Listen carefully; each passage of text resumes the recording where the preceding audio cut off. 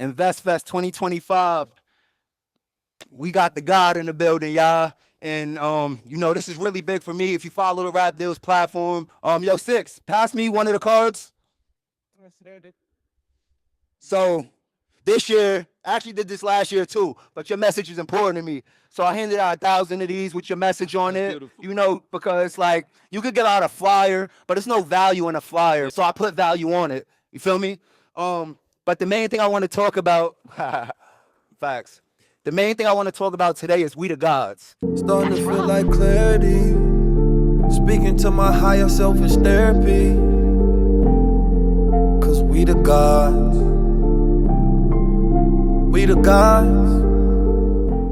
Yes, sir. This is really dope for me because I've been following you for the longest, bro. But like how I feel like we could connect as a platform in 19 Keys is music. So you dropping this album, I was super excited for it to drop. And I listened to it. I digested it. I took it in. And it's dope. Thank you, brother. Great work, bro. Thank you. Great work. Thank you. Great work. So a few things I want to ask about the album is in one of the songs you said, I want Farrakhan on my show. Yeah. I want $1 billion, a standing army and a mothership. I want to finally be the one, unite the Bloods and the Crips. Need zero stress up in my flow. I need Farrakhan on my show. I need my whole family rich with a lot of wealthy glows. I want peace in Palestine. And this is something I always ponder, Keys. And, because I just be thinking about stuff like you being such a big figure to the nation. You being such a huge, like the biggest figure of our generation to that. I remember you said one time that you and Farrakhan never met. And I thought that, like, I didn't know if, and this is my just conspiracy brain, like, I don't know if you were saying that because 19 Keys and Farrakhan meeting is a dangerous, powerful thing, or like because I see Farrakhan meets with rappers, all types of people. Why do you think y'all haven't connected yet? I think I said that at that moment because I'm really, if I'm being honest with you, trying to put out that beacon to make the connection happen. But I don't get to control time. Everything happens in due time, man. Right. It's always Allah's plan. Right. And I have met Minister Farrakhan when I was younger. Oh, okay. Before I became 19 Keys, Yes, of course. Yes. And we was actually supposed to have a dinner together. So I did miss my flight one time. He did, again, at the time, I don't even know if he knew me. I know he knows of me now because I've had, the brothers on the platform, and I've been informed that he watched the episodes and he sent me greetings and things of that nature, but there's been no direct contact. Okay.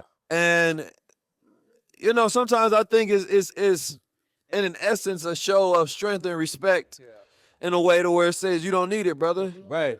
Okay. Keep doing your work. Yeah. Because I think sometimes people get handicapped when they have the leader in their presence. You understand me? When Jesus was in the presence of the people, they were spoiled. You know what I mean? As Farrakhan is in our presence, we're spoiled. And the real trial comes in the absence. And I feel like in the absence of actually being able to meet Farrakhan, I've been already existing in that absence, in that trial. But I love the Honorable Minister Louis Farrakhan. I love him with all my heart. Understood. You understand me? Because without him, there would be no me. Understood. That's why. Yep. He's the reason that my mother and father joined the Nation of Islam and converted. Understood. They was already revolutionary in spirit, but when they heard him, they knew absolutely that this was the right path. And I listen to him avidly, and every time I can quote him, I do quote him. Yes. Because I think that he is one of the most important figures of our time, and I think that we don't appreciate him enough. I've had dreams where I felt like the Honorable Minister Louis Farrakhan came to me, and in one of those dreams, he said, just give him those keys. He said, just give him those keys. And I've always held that.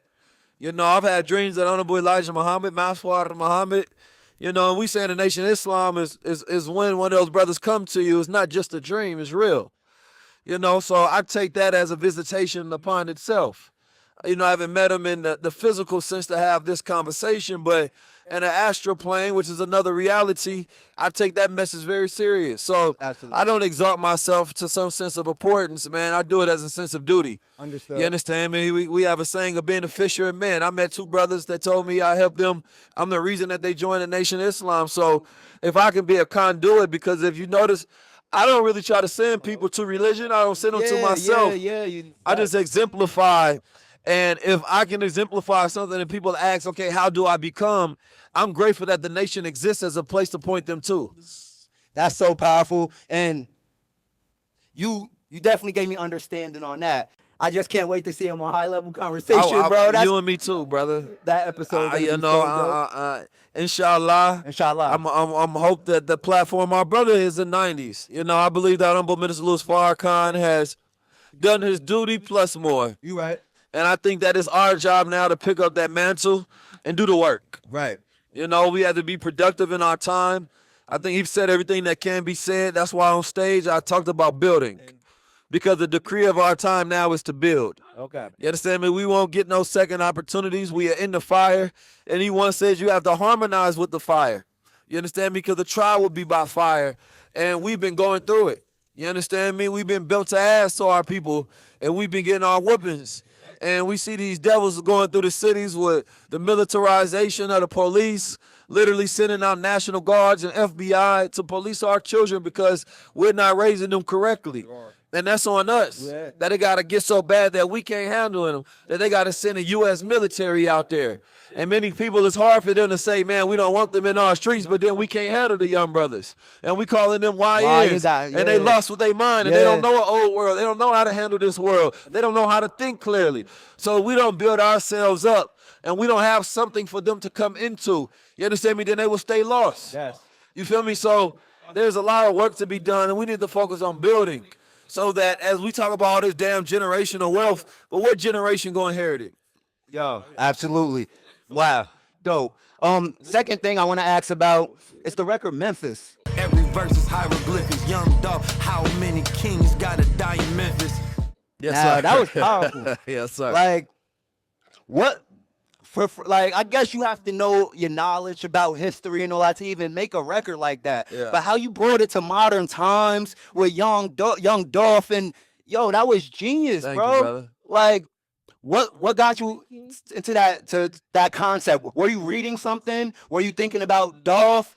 How did you put it together? Like Memphis and then the past Memphis? Like that's crazy, yo. So that song, that was the last one I recorded actually. Okay. And so we did that one in one session. I heard the beat, and for some beats, the song comes to me, right? So I didn't really go in there with the intention of having anything pre-written. What I typically do is I will go in the booth, and sometimes I want to hear the beat for like the second or first time while I'm in there recording. Because sometimes I freestyle most of my songs. Oh, wow. So I freestyle most of them all the way through. For that one, I actually was writing because I wanted to stay on point with the concepts. Complex.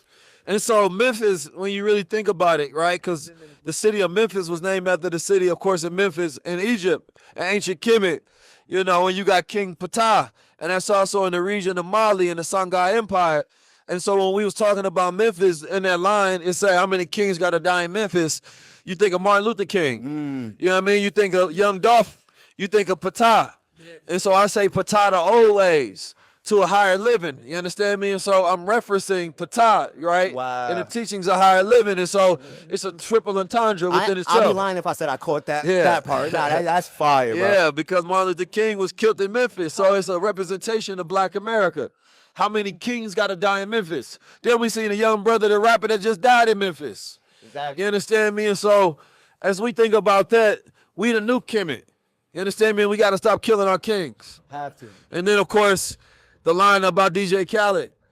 You understand me? I wanted that to be direct. Yep. DJ Khaled never ever tried to help and set his people free. You understand me? Then the second line is God did. The real Khalid Muhammad did, because his name is Khalid Muhammad Khalid. That's DJ Khalid Muhammad's name. But the real Khalid Muhammad, you understand me, is the one who stood up for his people and died for his people. You understand me? And so it's a lot of triple entendres in that. Even in the second verse, that verse goes into Morris history. You understand me? Bandana above the head is the Morris crest. I self-law and master. You understand me? And so you gotta really digest it. Really do. I want it to be stylistic, but I also want it to be in a way to where, you know, it's a lot of triple entendre. So even if you just like the style, you can vibe to it. Yeah.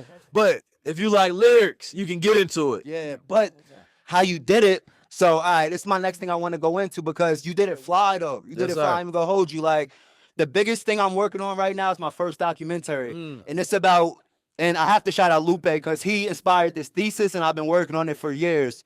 Hip-hop as the most powerful teaching tool. Now, Keys, you dropping that album, to me, you're the most knowledgeable, greatest thought leader of my generation. Oh, thank you, And brother. the fact that you're now diving into this music part to get your message across, I think it's the most powerful thing you could do. Yes, sir. In my opinion, just for me, because sir. I learned everything from hip hop, Keys. Yes, sir. How to talk, how to dance, how to dress. Unfortunately, good morals and bad morals. Yes, sir. And we could keep it going. And I feel like our people should know that hip hop is the most powerful teaching tool because they know that. That they know that, and the reason they know that is the reason why certain music is pushed to the forefront and programmed, and like even the YN thing. This is all obviously you know. So the fact that you're using music as a teaching tool, I think this is gonna take you. You're already at that level, but to the next level of getting your message across, bro. And it's super important. And lastly, like, what do you think as hip hop as a teaching tool? Hip hop is a medium. You know what I mean? It's medias. Music, as the Honorable Minister Louis Farrakhan, he say one song is more powerful than 1,000 speeches. Right. So if you want to maximize impact, number one, you should utilize every gift that God gives you to reach his people. That's hard. That's hard. So before I was speaking, you know, I was freestyling. I was battling cats in the streets long time ago in St. Louis. You know, I just figured that building out the movement, the brand, the 19 keys, everything else came second or third to that. Understood. You understand me? And so I kind of look at it as a reverse momentum of Nipsey Hussle. You know, Nipsey Hussle started off with the music. Yep. He got into the teachings and building community and speaking on technology and education, you know what I'm saying, and even doing movies and content. And so I started off with the teachings, started off teaching the education and the technology and putting out the content. And the last one is the movie. Same thing with Tupac. Last one is the music. So it's just a reverse momentum, you know, but I think that it helps us build out a world because even as we go on tour, you know, we get to add additional elements to it. You feel me? So, That's fire. so now hip hop is such a powerful tool. It can take your message everywhere across the planet, Absolutely. you know, with less friction. Yes. Right? And so I just believe that in today's time, I want to be as efficient and as effective as possible. And I think that utilizing this gift that God gave me, hip hop is another tool of communication. That's so dope, and that's what I'm doing with my platform, Keys. Like, you know, they call it sneaking the candy in the medicine jar and Yes, all sir. of that. Like, that's what I use my platform for. And like, the last thing I say on the teaching tool thing, it's something that happens with the memory. Maybe you know more about this to where we could listen to a song 3 times and know it top to bottom, Yes, sir. but we could hear some information or knowledge 3 times and it still doesn't resonate. Yes, What do sir. you think that is in the brain? Is it the frequencies? Is like, what do you think that is? Well, there's a lot of things right now. Cognition is low. And when we are receiving short form content, it puts us in a state of hyper-dopamine fix.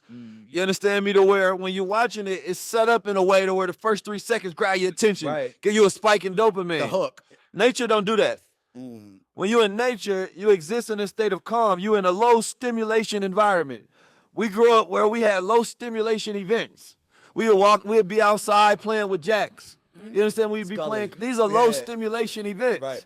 Right? Building a business is low stimulation. It takes a long time for you to be stimulated and rewarded.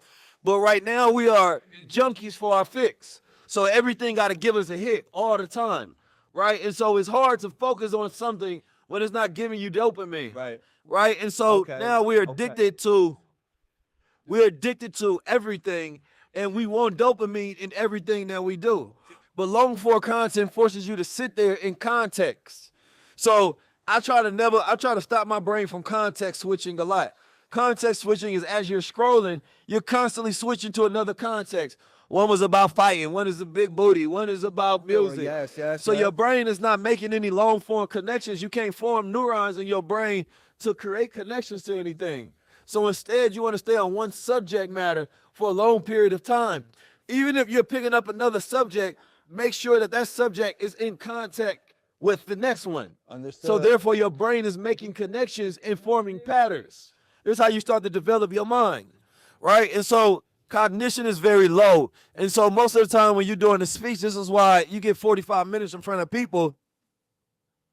It's important that they leave with inspiration and a feeling of the time, right? Because then they can connect and learn the information later. So I wanted people to understand that we're in a time where it's now or never. There's a sense of urgency on this. That if we miss our cycle, you understand me, then it's going to get worse for us. And we're going to have to stay under the rule of another man. But we have the perfect opportunity right now. And so when you're teaching people, that's going into their logic mind. But when you're inspiring people, they feel that in their body. They feel that in their soul. They remember how they felt, and then they connect the information with how they feel, and it goes into their long-term memory to set an activation, because if they want to feel like that again, then they must activate the information. Damn. So there's a process to reaching people, and as things are getting worse, I see a lot of speakers, they're still operating as if the people are learning the same way, and they're not. They're not. And this is why they're not being as effective. Okay. Because they think you need to be up there teaching the whole time. No. You need to open people up so that they can receive the teachings. Like you do. When I say hi, like the call and response when you on stage, Yes, all sir. that, I be peeping like, but you said you've been doing that since you was a kid and Yes, sir. everything. So, I now got 20 plus years of speaking. yo, killing it. Last question, about AI. Yes, sir. So my name is Dylan Latimer. My great ancestor is Lewis Latimer. He basically Okay. invented the light bulb, air conditioner, Yeah, all I of know that. Lewis. Me knowing that made me always know that I had it in my blood to do something greater. But when Lewis was doing that, he didn't say, if I make this light bulb work, it's gonna take away the jobs from the candle makers and the lantern makers. He didn't say that. He wanted to change the world if he said that. And so I'm asking about AI. The importance of us participating and building our own AI, our own data sets, and participating in the creation of this revolution, which is AI. Could you speak on that? Yeah, you know, AI is fire.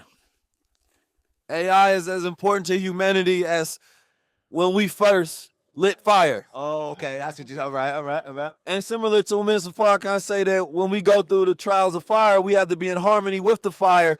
We have to be in harmony with the machines.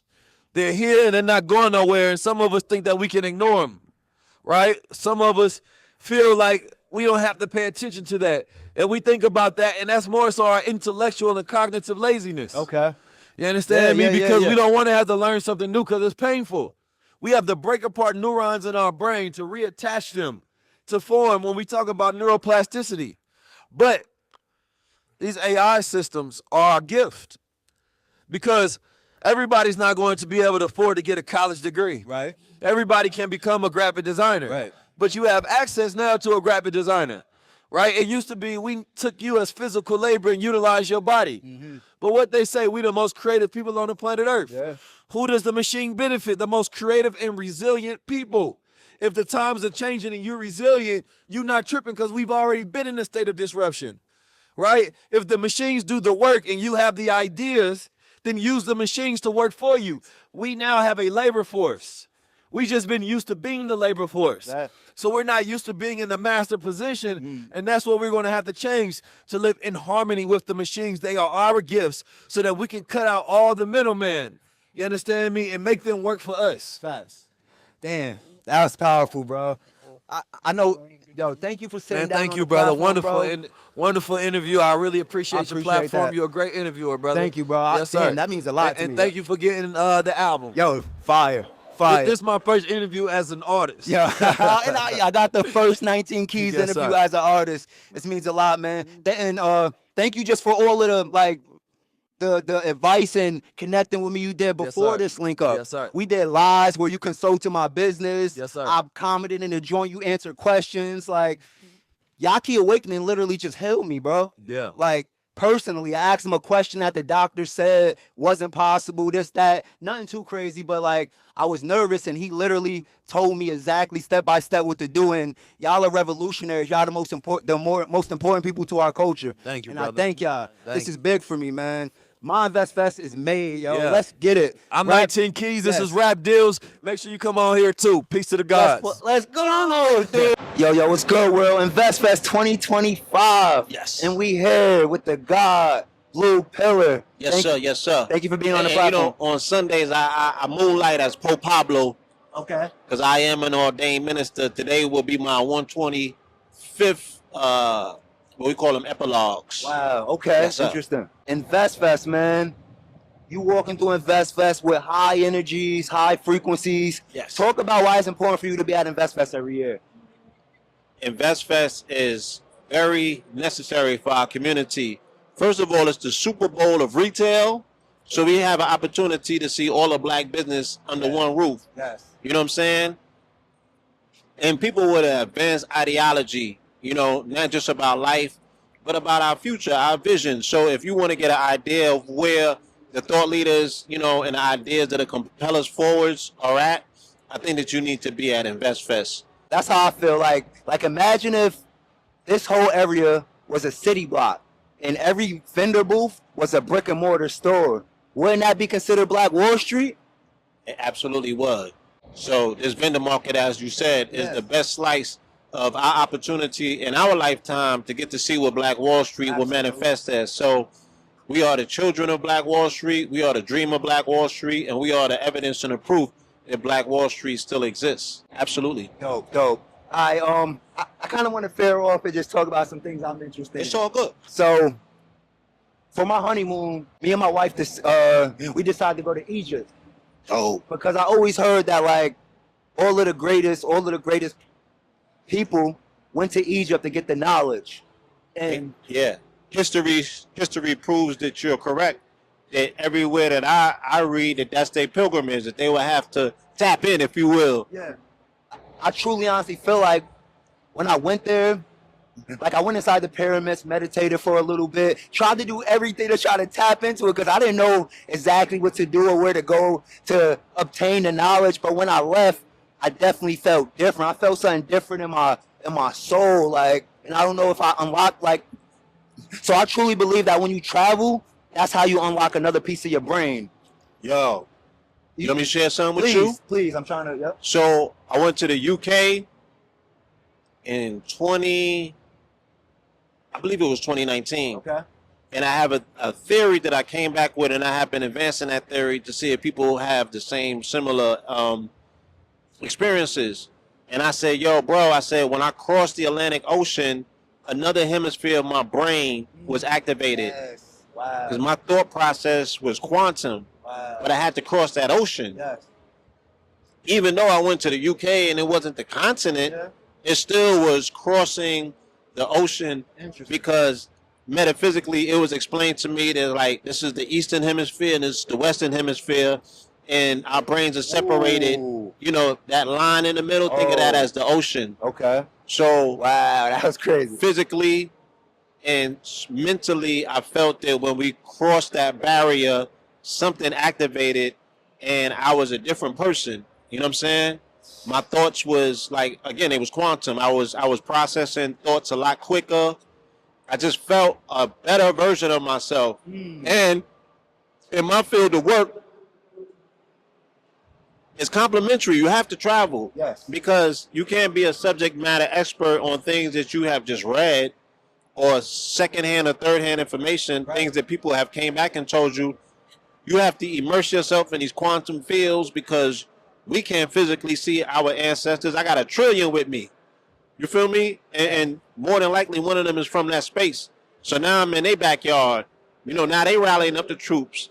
Now they are directing me. It was very, my trip overseas, again, it was guided by spirit. Because I found myself places that I didn't intentionally mean to go, but I still ended up there to receive confirmation, narrative, meet dope people, receive dope gifts. Yes. You know what I'm saying? Yes. So it was like I was in an immediate flow state. Like I was in theta. I was lucid living. Yes. through the whole situation. Had nothing to worry about. I felt more at home, maybe than home. I feel like a tourist in my own city at some points and times, but when I went over there on an exploratory mission, I didn't feel like a tourist. I felt like what I was looking for was looking for me. Wow, that's deep. That's deep. Just on the strength of that, like, and I was steeped in Moorish history and research and studying it at that time. And Moorish history. Yep. And my last name is Moreland, right? So what I say is like, what you looking for is looking for you. There was doors that was opening and information was pouring out that people that lived there didn't have access to. Because again, if you come with an energy field, and that energy field has your, you know, for lack of better terms, your ancestral intelligence is locked within that energy field, right? And some of that information wants to come out. And they're like, oh, we done found the right one. Wow. You feel me? That we know that you're not going to sit on this, or you could take this piece and make this connection and make the narrative that much more expansive. I wholeheartedly believe that in my spirit because I experienced it. Me too. And you just took that thesis or thought to a whole another level with what you just said. Wow. That's deep. So, and I don't get to have conversations like this, deep conversations like this. Like, so I just want to ask all of the questions and theories that I got. I know we don't have a lot of time, but so I also believe, you know, when you know where you came from, what part of the world that you came from, Yes. I feel like you could, like, you know how to heal yourself. So, for example, they say my family or my ancestors is from St. Croix, right?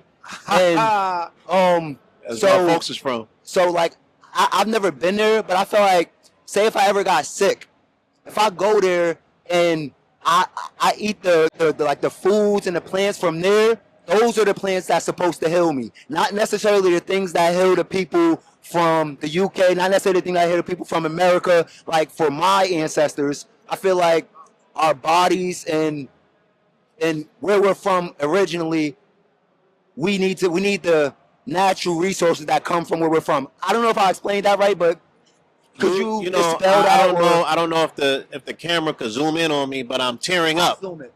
Right? I'm tearing up because that's where my people is from. Wow. Right? But not only that, that's my mother's origin story about why she went there. She was pregnant with my younger brother that's in the booth, KT, you know, over there in our booth. And that's how she met Dr. Sabi. Wow. Because she was pregnant with KT. She had a iron deficiency. So her mother said, our people is bush people, right? And the medicine that you need is back home. Wow. Rather than going to the hospital. So she goes home.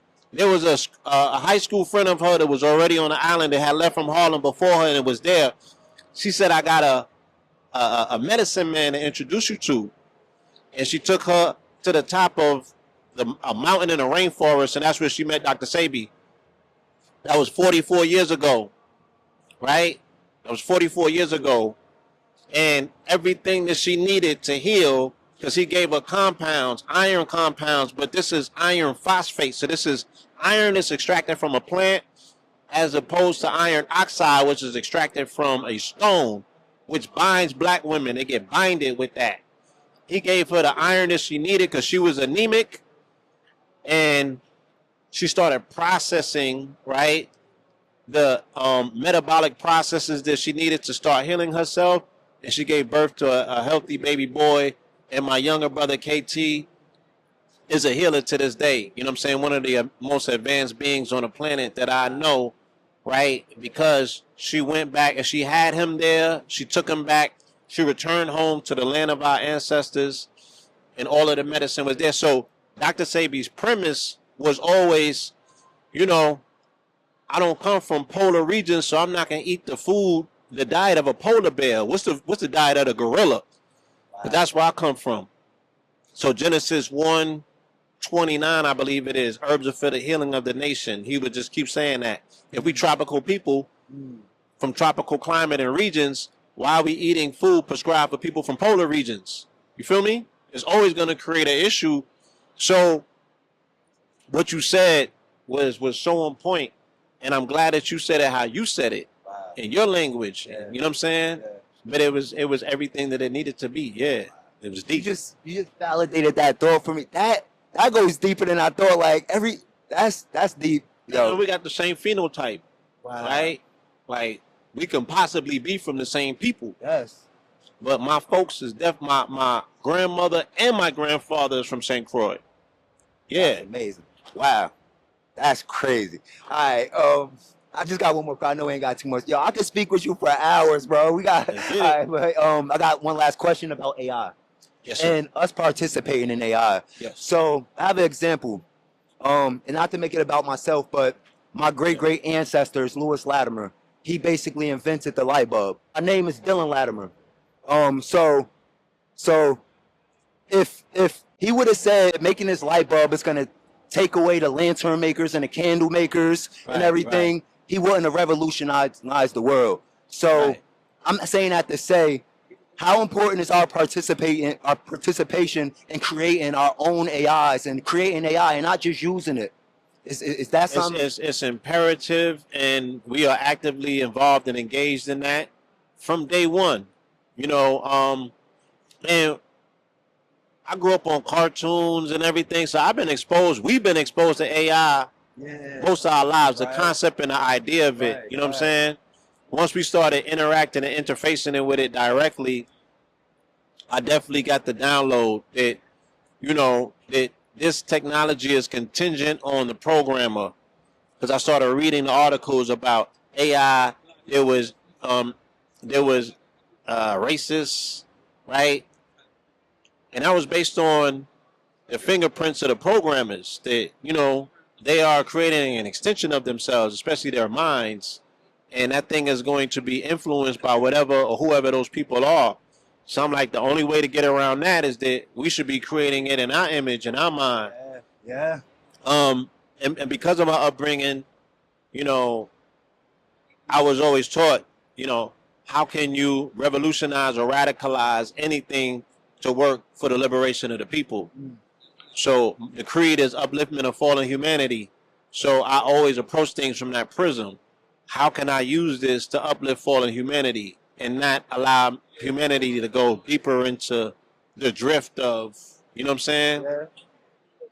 Control. And that's what we're seeing right now. You know what I mean? We're seeing the people who do have agendas, who do understand how to operate this particular, but again, they're intrinsically colonizers. They're intrinsically, people that are looking for authority and control. So that's how the extension of their mind operates in the same fashion.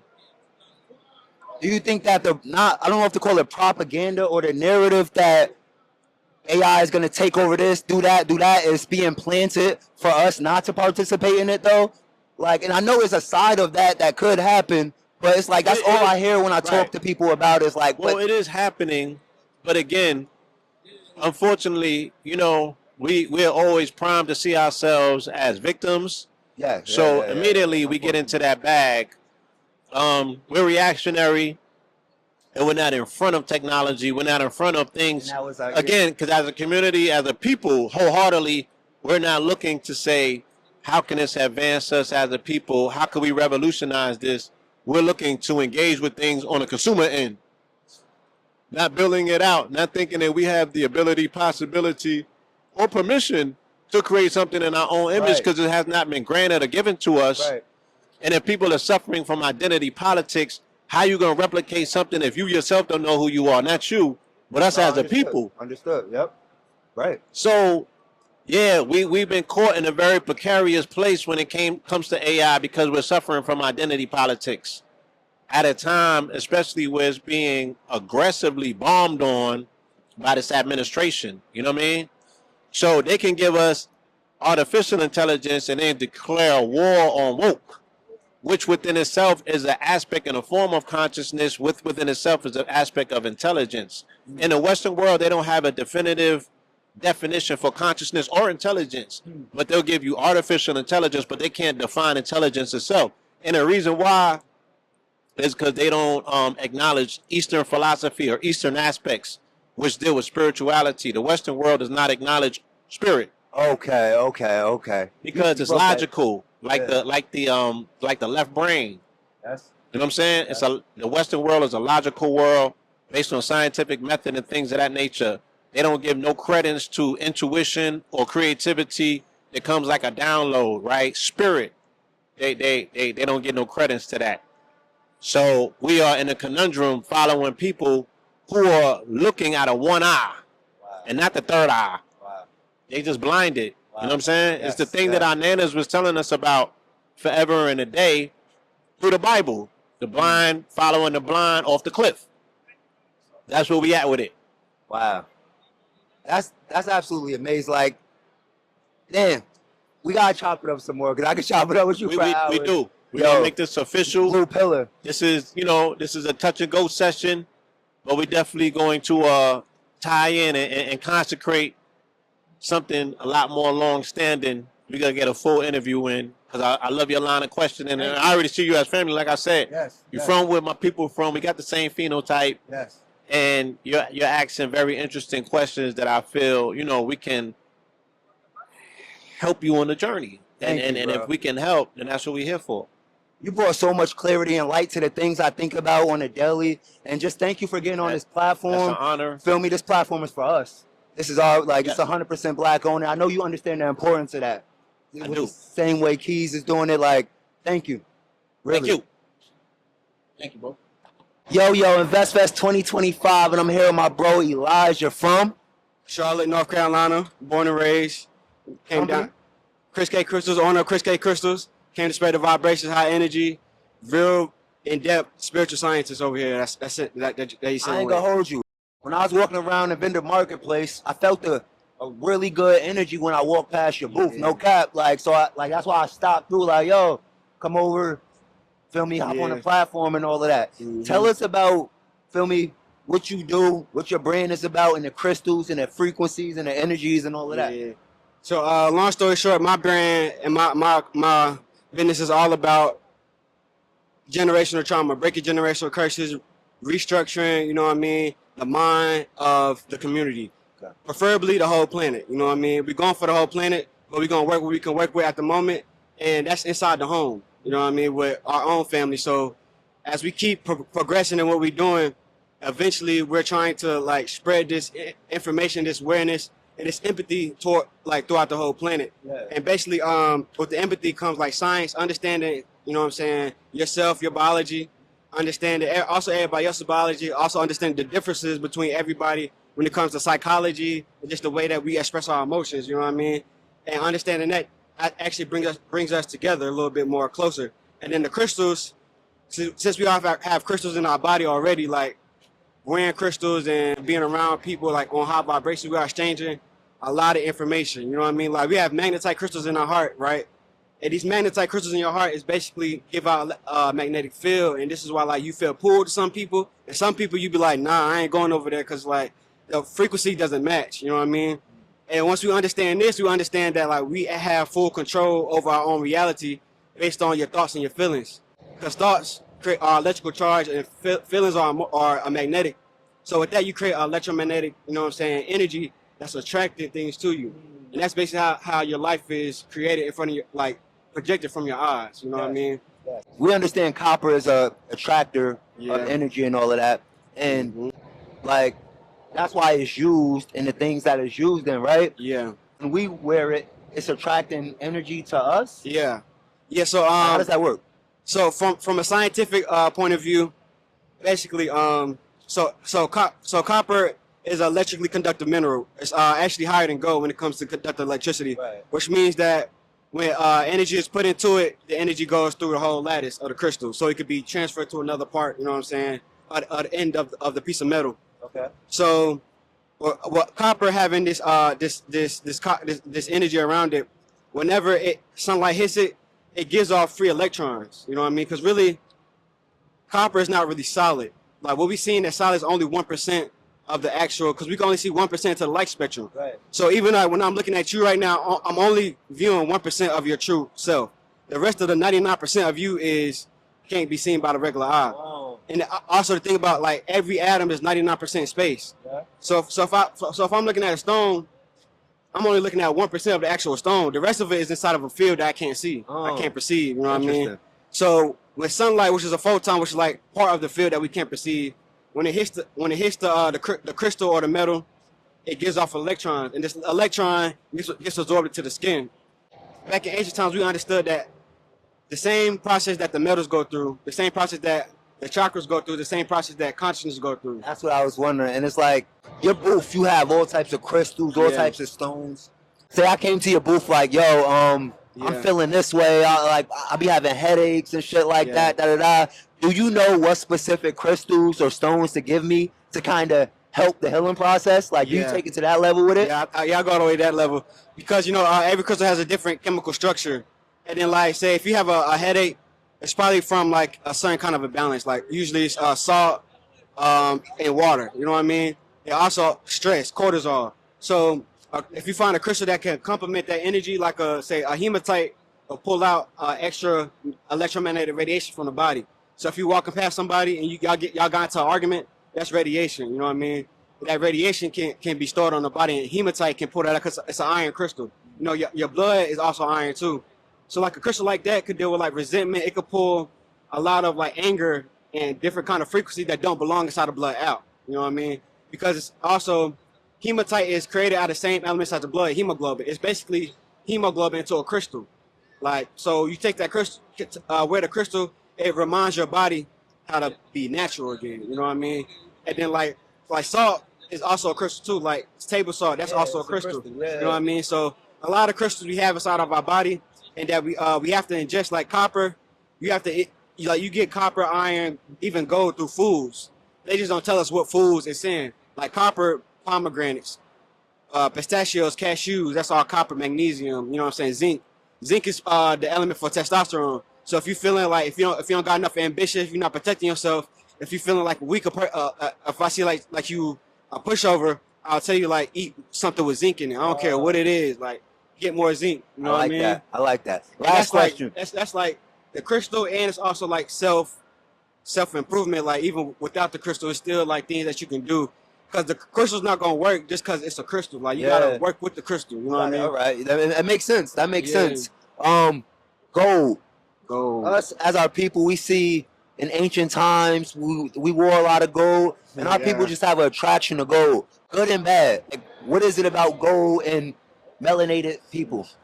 When it comes to gold and melanated people, see, melanated people are the most heavily mineral dense people on the planet. So, you know, the reason why we so dark is because we have a huge amount of minerals inside of our body. When I say minerals, I mean metals like copper, iron, gold, like calcium, cobalt. We have abundance of those minerals, right? And those minerals are actually currency, which is money, can be used for exchange. So like, say, for example, if you get depleted inside your minerals, you can't manifest your life because you don't have no currency. So the real currency is your health and the currency of your mind.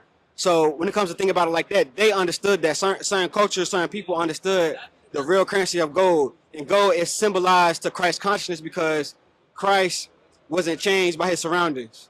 Like gold does not react to anything damn near on a periodic table. You know what I mean? You don't find gold in the crystal because it can't combine with any other elements. And that's what Christ was doing. He came in pure. He wasn't changed. He left out the same way he came in. And that's kind of the symbolism to the gold. You know what I mean? Crazy. Like That's crazy. like that's and we are like Christed people. You know what I mean? Right. But the whole goal of the CIA is to make us forget that we are the, you know what I'm saying, the chosen people. Wow. Like they had a whole thing called the COINTELPRO back in the CIA where there was like going to make sure that wasn't no black messiah raised in the neighborhood. Yes. You know what I mean? So that was part of understanding that we have a certain electromagnetic vehicle that's different from everybody else's. Yes. We could travel and we could change other people's frequency just by thoughts, vibrations, and tone. And gold is so powerful because also how I said it doesn't change. Also, it doesn't lose energy. So if I put 100 volts of energy into gold, that's what I get out. So if I ingest gold, whatever I put in, I'm gonna get out. So that means I can live longer. You know what I mean? If I eat 50,000 calories, I'm going to use 50,000 calories, and then I'm going to keep going perpetually. I'm not going to eat 50, then use 49, and then actually losing energy in the process. You know what I mean? It's Wow. equivalent exchange. And the Anunnaki, our ancient ancestors, Yep. the ancient Egyptians, we studied, we knew all about the minerals and the alchemy to the minerals, because all the minerals have a certain alchemical process that connects to emotions, thought processes, and experiences. You know what I mean? Like, gets real deep. Like, It's super interesting, bro. yeah. Where could people find you to buy the products, for consultations, for whatever the Okay. services is that you offer to the people? Okay. If you want to catch me, you follow me on Instagram, Chris K Crystals, even Facebook, TikTok, YouTube also. DM me, and I do like a lot of custom pieces, DM raps. I also do consultations too, so just DM me and I'll let you know what you need. You know what I mean? Just break it down, because I do a lot of like, I have to really go into your life and see what's going on. What specific crystals? It's not the same for everybody. They're not the right? same for everybody. Then like also astrology plays a big part into Oh, it too. word, You know what I mean? word. Like, yeah, so Okay. I connect that with the nervous system. I'll give you a big graph. You know what I mean? Of what you should be around, what you shouldn't be around, what crystals you should wear, what people you should avoid, all that. You know what I mean? Yo, this is a really amazing conversation. I ain't gonna hold you. I appreciate this opportunity too. I ain't gonna lie. No, for real. Thank you for being on the platform, man. Like, a lot of people are gonna know about you and see about you from this conversation, and a lot of your following is gonna know about me and hear about me Yeah. from this conversation. So thank you for tapping in to the RAPDILLZ stage. Yeah, RAPDILLZ. InvestFest Great. 2025. My guy. Yes, sir. Let's- Prosperity to everybody.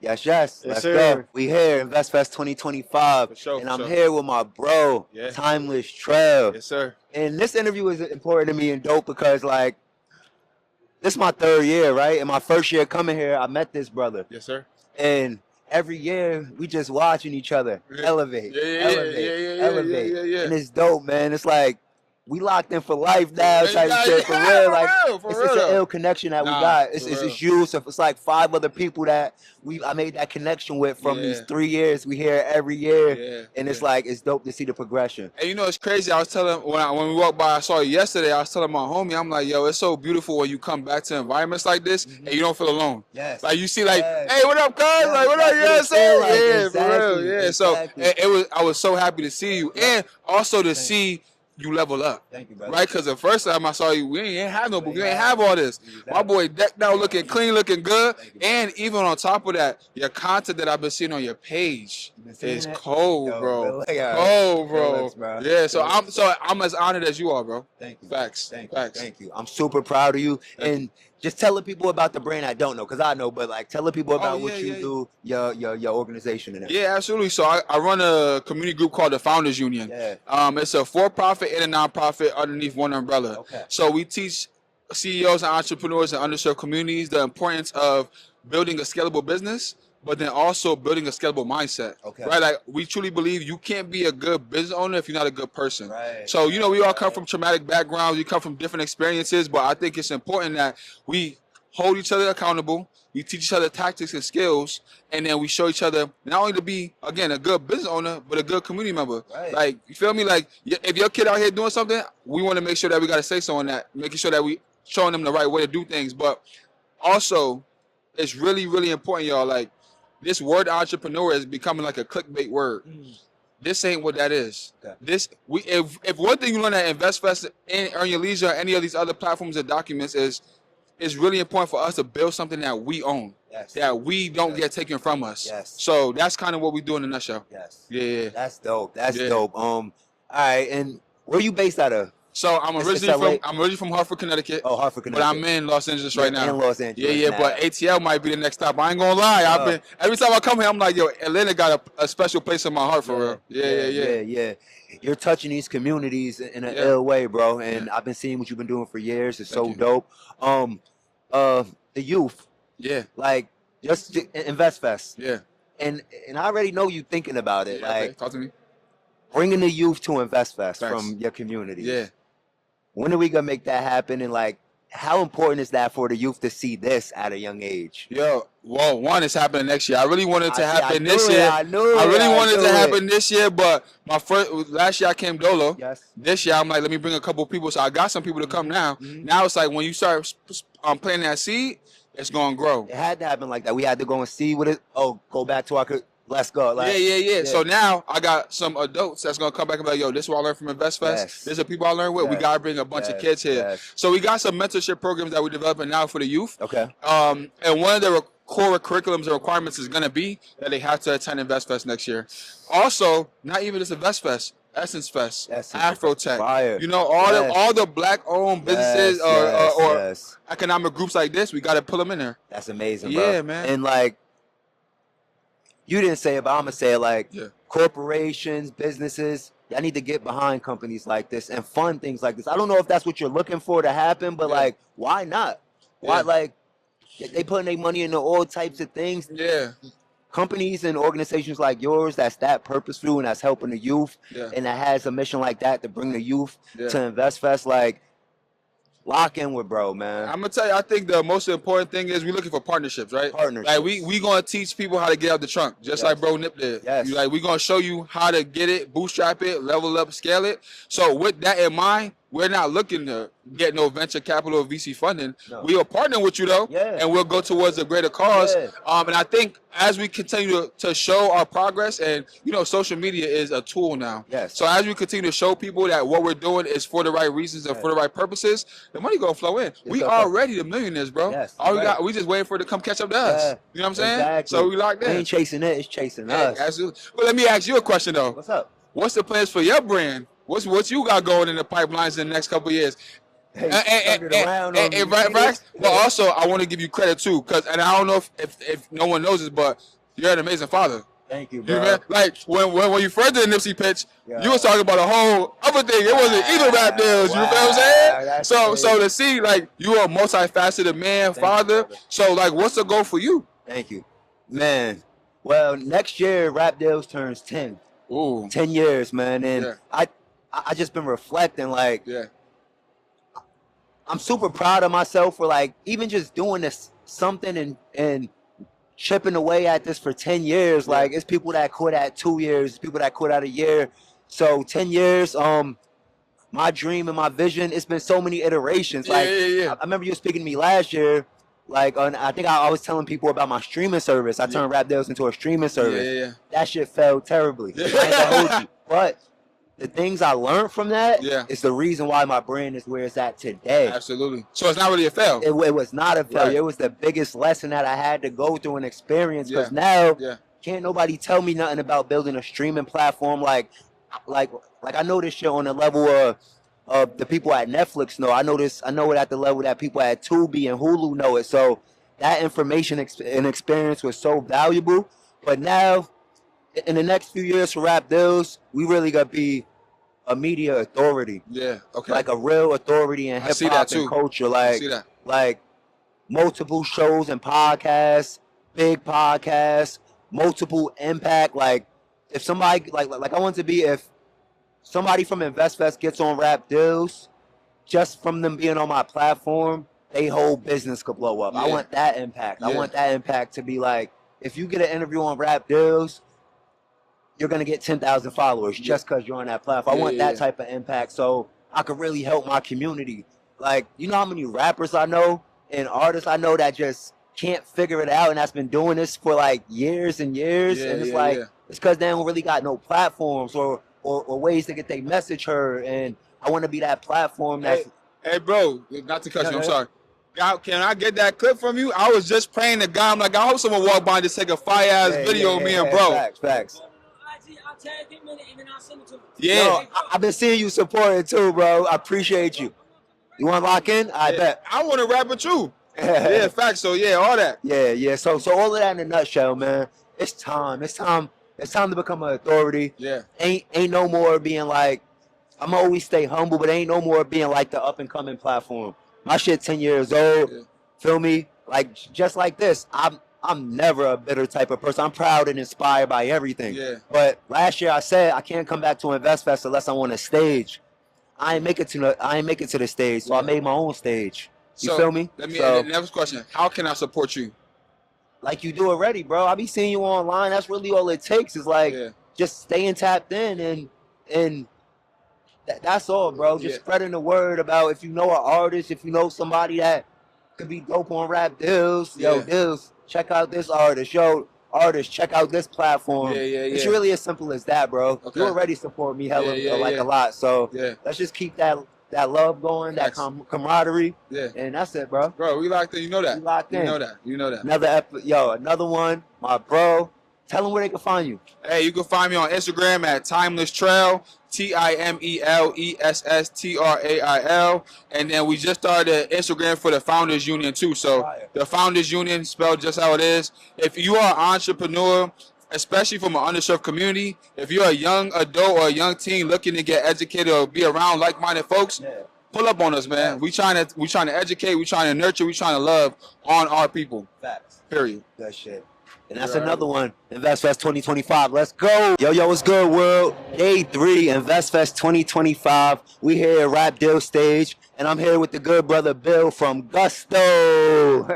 Thank you so much, man, for having me. Thank you for being here. Thank y'all for tapping in with the community and the platform.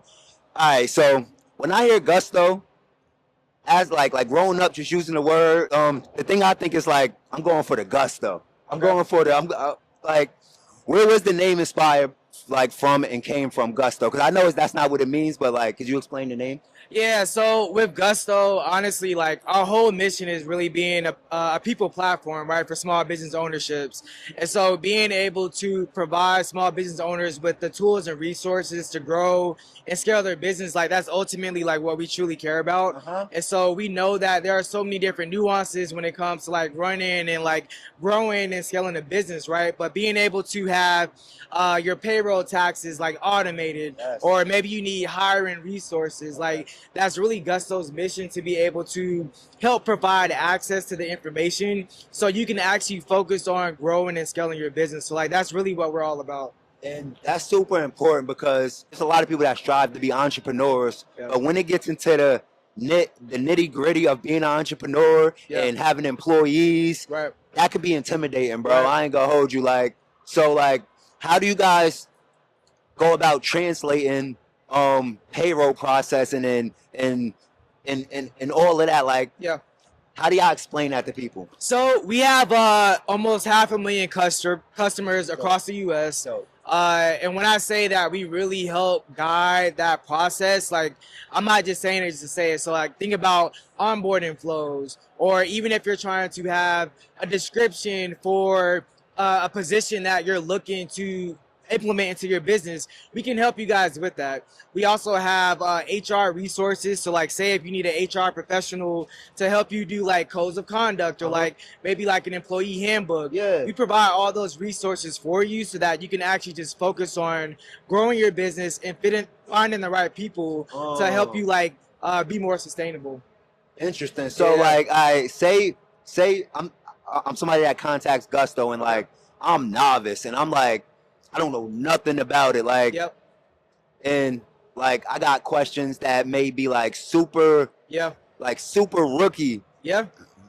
How do you guys take somebody that has those type of questions? Like even like what is payroll? Probably like Right. what do you thought? Like do you guys walk people through it in that sense and like not make them feel 100%. like 100%. you should know this? Like you No, feel no. me? That so honestly, like that's not even the angle that we approach, bro. Like when I tell you we really focus on like small businesses, I want to say 85% of our customer base are literally one employee, 2 employees. And so it's really one of those things where we're here along for the journey with you. We know how complicated or intimidating payroll and HR can be. We have a multitude of different support systems. Yeah. So like if you want to call somebody, or like if you want to send us an email, or if you want to schedule time, like we literally help you through every single process. Like we're really big on customer support. Alright. So like no question is too small, no question is too remedial. Yeah. And we're really here to support you. So That's why I'm asking that, because like it could be intimidating, bro. Yeah. Like contacting some of these companies and like just jumping into something that you don't know about. Right. So I just want the people to know like Yeah. you ain't got to be intimidated, Yeah. because the thing with Gusto, I'm leaving InvestFest. Most people's gonna leave InvestFest and they're gonna know the name Gusto because y'all tapped Thank you. in and y'all did a lot. Like thank you. if it's from Earn Your Leisure saying it on Market Mondays, if it's from Yeah. all of the signage that y'all got, if Yeah. it's from the activations y'all did during the week, like people are leaving knowing what Gusto is, and I think that's important. Yeah. Now they need to know what it's about and how it can actually help their business. But let's talk about translating and being in the right rooms. Right. Like, why did y'all? How did y'all know it was important to put y'all marketing dollars into being at InvestFest, the biggest business conference in the world? Like, that was genius. Whoever linked that together, like, Yeah, no. Well, one, thank you for saying that. But honestly, how it all started is that I've been a big fan of Earn Your Leisure for like a very long time. Same. I started watching them like when they first kicked off during the pandemic. So like I've been tapped in. Yep. And so what I realized was that Gusto, in a sense, like we can be very traditional, like go to the traditional like trade shows, conferences, etc.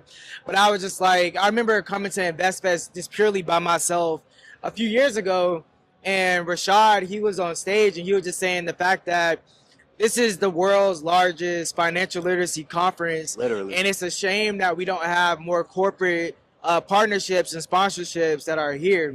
So immediately hearing that, I went back internally and I was just like, hey, like this is something that we need to support. Wow. It's something that is core to our mission.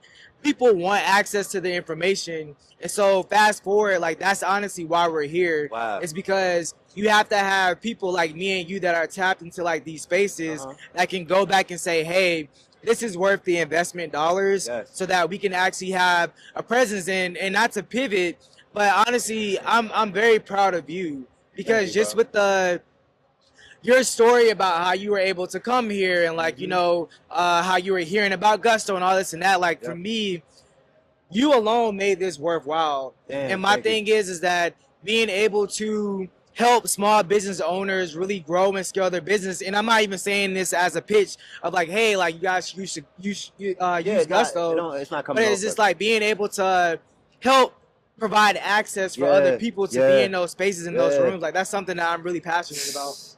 Yo, thank you, because you don't even know how impactful this weekend has been for me, bro. Yeah. Like being able to get here, like this is my 3rd year here. This is my 1st year having a booth. Awesome. And people like it's people that I've seen from the last 3 years that seen the growth, and they coming like, yo, bro, you doing it like this year, and it's like it just feels good, and people are really like communicating, and like I told you, I like my thought was already to get a booth, but y'all made me pull that trigger when y'all put out that promotion for 50% off. I ain't even gonna hold you because I saved almost $2,000 on my booth, and this isn't like a regular booth. This is a green zone booth. That's amazing setup. So like, thank y'all for tapping in with the community, man. Absolutely. And like, dope. This is dope, and thank you for sitting down with the platform. Yeah, absolutely. And now y'all know the name.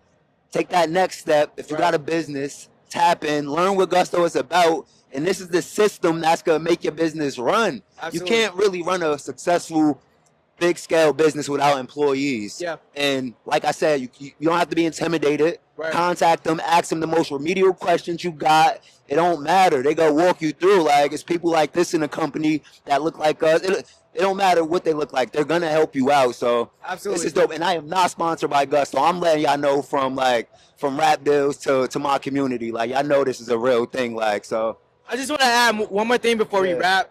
I think just using you as a testament to anybody that sees this, don't be afraid to take that next step. Word. I think one of the worst things that you can do is to deny the world the talent and the gift and the resources that you might have and not sharing it with other people. Like everybody has a vision. Everybody has a gift. Everybody has a talent. God puts things in our hearts for a reason. There's a reason why you're thinking about something. There's a reason why you might see something and see an opportunity. And I would just encourage anybody that sees this to follow his example and take the next step. Take a leap of faith, because you never know who you might run across that can bless you, and being able to have access to proximity is really important. So I just want to say thank you again. Like when we met a few days ago, I was like, at some point I have to come by and swing by just to show some support. I appreciate that, but thank you for having me. Yo, Bill, you're a real one, bro. Thank you.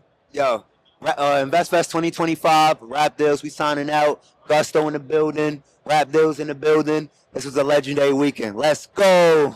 Yo, we here at InvestFest 2025, day 3, and I'm here with my guy, Big Al. Now, Big Al has a book, and this book has a purpose. It has an important purpose. And, bro, could you talk about it? Thank you for being on the platform, first of all. Thank you, too, bro. I appreciate you. Hell yeah. You know what I mean? Yep. So, Big Al, full name Alan Perry. The book. That's what this is about. So, I'm a Department of Education vendor based out of New York City, and we teach entrepreneurship through hip hop. Company is called Alternative Education. Okay. And the book is called Hip Hop for Freshmen. I'll show you right now. This is a limited edition version, but that's the book. And again, it teaches entrepreneurship and financial literacy through hip hop. So we teach teenagers and young adults how to create an LLC, how to open a business bank account, how to copyright and trademark intellectual property, how to create a brand, how to open a business bank account, self-publishing, digital distribution. We sell to middle schools, high schools, youth organizations, juvenile facilities, and homeschool networks. We're here at InvestFest trying to branch out nationwide, but right now most of our work is in the Bronx. We've expanded to Harlem and Brooklyn, Birthplace. and expanded to New Jersey and Connecticut as well. Dope. So that's what we do in a nutshell, and I would love to tell you the backstory on how all this came about. Please do. Let's go. All right, so I fell in love with hip hop at the age of 11, EPMD, and I was just fascinated by what could be done with words, and that took my piqued my interest in creative writing. So I spent most of my teenage years hobby writing music, staying out of trouble in the streets. When I got to college, started performing on and off campus. It turned into spoken word poetry. And then my senior year, so two things happened here. All of my friends came to see me at my college during graduation and left their hats. So I'm traveling back to the hood with the hats. I crush everybody's hats, and I owe everybody $50 for their hats, like 30 hats. So in that moment, I'm like, why didn't they create some type of cap case to protect the hats from bending in the suitcase? Oh. So I invented that. If you've ever seen the cap case in New Era stores or hat stores, I invented that. What? Yeah. Yo, that's crazy. So Yo. you're an inventor too. This Yeah. is crazy. So I saw the commercial with the caveman with the wheel, chipping that. I called them up. I said, hey, I got a concept. Oh, that really works. Yeah. I paid them $1,500 around. They put together a booklet where research about what materials, if it's ever been done before, intellectual information. Then they approached me about a patent. I didn't know nothing about a patent. You know, schools don't teach that. So I decided to take the information in the booklet and pitch to the companies I wanted to do business with. At 21, I pitched to New Era, Reebok, Models, and Wilson. I had a non-disclosure agreement that New Era didn't want to sign. That was the company I really wanted. Long story short, I'm working on Wall Street, and they're just like, take the chance. I took the chance after 4 weeks of sitting on this concept with them, and 10 months later, the cap case is in stores. Wow. That was my first real life experience with intellectual property, right? Yes. While I was doing all that, I got my first job on Wall Street, and I hated it. Well, the day I got hired, the week I got hired, a woman was retiring, and she literally was like, I sat in this seat for 60 years. As a 21-year-old kid, I don't want that for my life. So I said, I'm a rap. I'm going to just be a rapper. So everything that I was doing my teenage years, I just applied after 21. So I basically started booking open mics after my 9 to 5. So I'm doing 3-4 open mics a week. And I needed a rap name. So that introduced me to branding. I went by KO. I said, oh, I want to start a label. That introduced me to LLCs. Yes. I said, oh, so if I make money through my LLC, I can't put it in my checking account. I got to have a business. At that point, I was like, why they ain't teach me this in school? That's when I knew this whole thing was just a setup. The system is meant to push out employees, not employers. So I started writing all this information down to serve myself, but I wanted it to serve our Black and brown babies in our communities because I knew a ton of aspiring artists and entrepreneurs. So I'm learning all this stuff. I got signed by Lenny Kravitz. Wow. I'm learning artistry from the music perspective and financial literacy from the artist perspective, and started getting royalties. And I didn't know if the information was legit, so I went back to school, got my master's in entertainment business, got a 3.7 GPA, and now I got the confidence to publish the information in the book. Wow. But before that, I ain't like the design, so I went back again and got another master's in digital marketing. 2013, I published the first version of the book.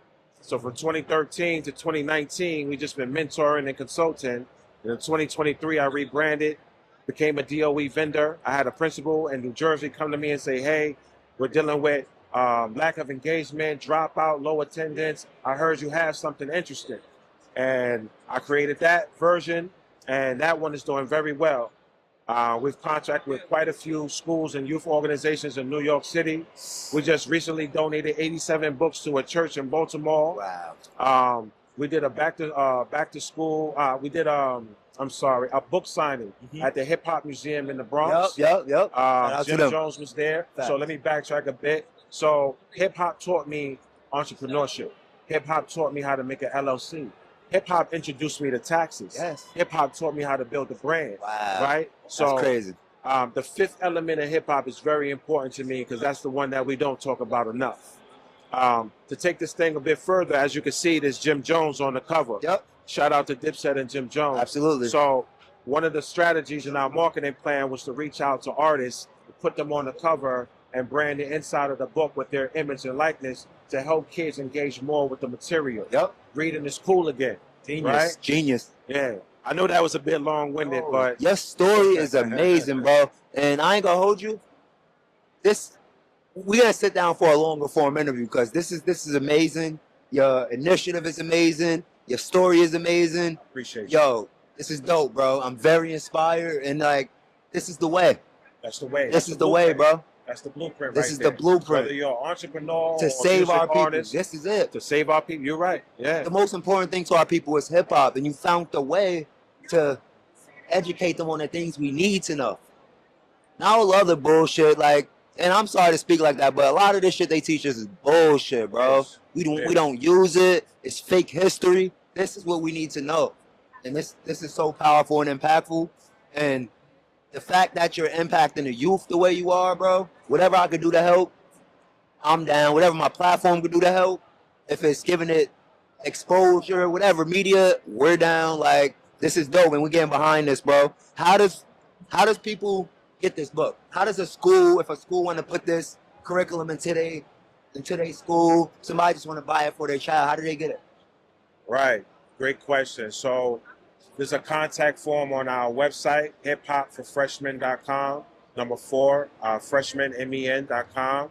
I'll leave my personal information with you as well. Maybe you can share it with your audience. But how we've been doing it so far is I've been volunteering a lot of my time doing vendor type events, doing free workshops at different schools and school districts, just really creating a presence and awareness amongst the superintendents and the principals.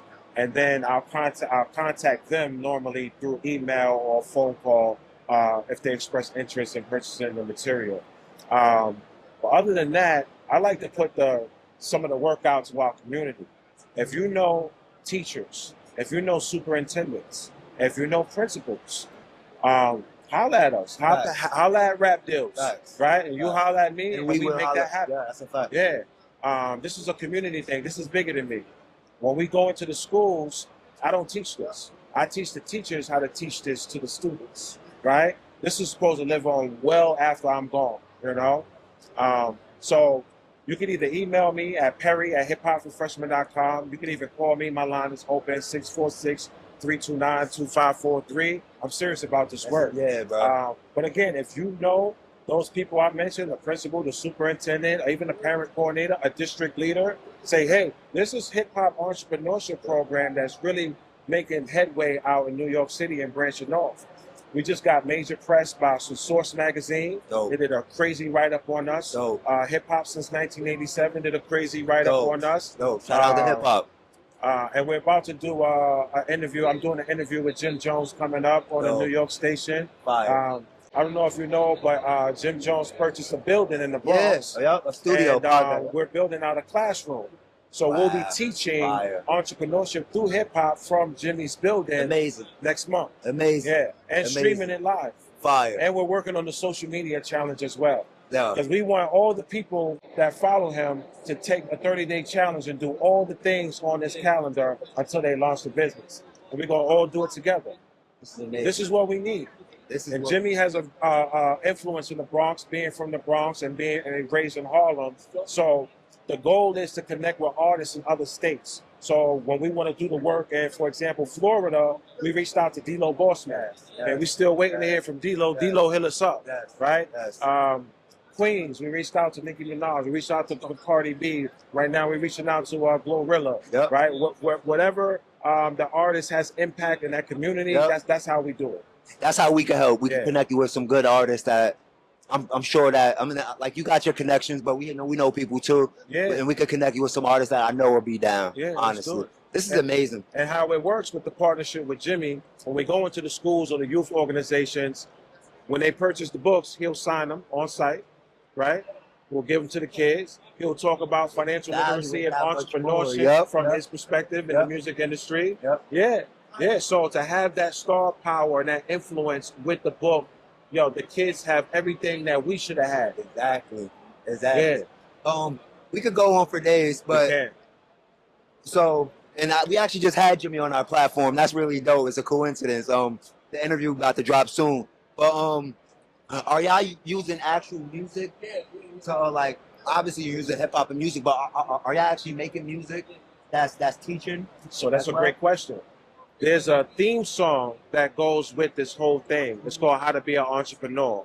Obviously, I used to rap. That's how I learned these things. And I wrote the song. I basically put the material in the book in music format. Wow. It's perfect. Wow. The kids love it. Wow. When I open up workshops, I play the song and I say, I want you to identify the terms you hear that it would take to be an entrepreneur or a rapper. And this is crazy because, like on the other side, like a part of my thesis, it all goes along. But Schoolhouse Rock has such an impact on me as a kid. You remember Schoolhouse I Rock? do. I learned so much from that, and it's just because it was in music form. Like, they knew that science, and they know that. Like we spoke about before, they know the power of hip hop and the power of music, Power of music. and the influence it has on our community specifically. And we see why it's like, you know, that you see why we're in the space we're in now, and this gonna change the game, bro. You gotta save so many lives with this, Yeah, man. and hopefully we can play our part to add on. We most, to what we you doing, most bro. certainly will, man. Bet, yo. We family now. Yes, yes. And that We copy locked is for in. you, brother. Word. Yeah, I'm gonna sign the I was about to inside. come and get one anyway, yo. That copy's for you, bro. Thank you, brother. Yeah. Word, this is dope. Yo, RAPDILLZ, InvestFest 25. My guy, Big Al, we locked in. Y'all about to see a lot more from us, man. We both from New York. You based out of New York right now, right? Harlem, yeah. I'm in Albany, but I'm always in the towns and stuff. So y'all about to see a lot more from us, man. To where y'all gonna get tired of hearing from us. Like, we about to, yo, let's go, bro. We out. Yo, what's good, world? InvestFest 2025. We are wrapping it up for today. But before we get out of here, day 3, I gotta lock in with my bro that came to help support the movement. Fly Guy, feel me? We come from the same cities, basically. Fly Guy, Maurice in the building, bro. Talk to the people. All right, nice to meet y'all, man. My name is Maurice. My brand is Fly Merch. I started in 2019. I'm originally from upstate New York, you know, Albany, Newburgh, 845-518. I'm from upstate, that's what I would say. But, you know, I started the brand in 2019. That's what I've been doing. I moved down here to Atlanta, Georgia 2 years ago. So I've just been pushing the merch, you know, doing pop-ups, YouTube, content creators and stuff like that. So that's what I've been doing. Facts. And you've been doing your thing. You already made a big impact in the city that we from, but you decided to come to Atlanta and make an even bigger impact on the world and expand your brand. It's your second year at InvestFest, so you understand the importance of being in these rooms, right? Yeah. You've been doing big pop shops with streamers, all of that. You've been going to Vegas to find sources and all of that. Talk about the importance of investing into yourself and your brand to separate your brand from the other million brands that's out there, just like the other million podcasts that's out there that I'm trying to separate myself from, and you're doing that. So, like, you know, I started the brand in 2019. I always was into clothing, and I wanted to start my own brand, but I was kind of scared, and I didn't really know, you know, if people was gonna like what I put out there. So, you know, I had 2019. I'm just like, all right, let me do it. So I started, you know, getting the Cricut cutter and, you know, the heat press myself, and, you know, I even went to Dills. You know, he was in my hometown, and I'm like, you know, how can I, you know, go about this? You know, coming to you, you gave me a few pointers of whether it's DTF or, you know, embroidery and stuff like that. I forgot about that yeah, too, bro. bro. You the first person that told me about a DTF sheet, shit, and that's that's how I crazy. do my shorts right here. Like, you was the first Fire. person that, you know, gave me Fire. that free game. Dope. So that's what I'm all about, you know. as a person myself, where I started out as a small business owner. I'm about giving people free game, like as far as like sourcing, manufacturers, of how to print, where to go.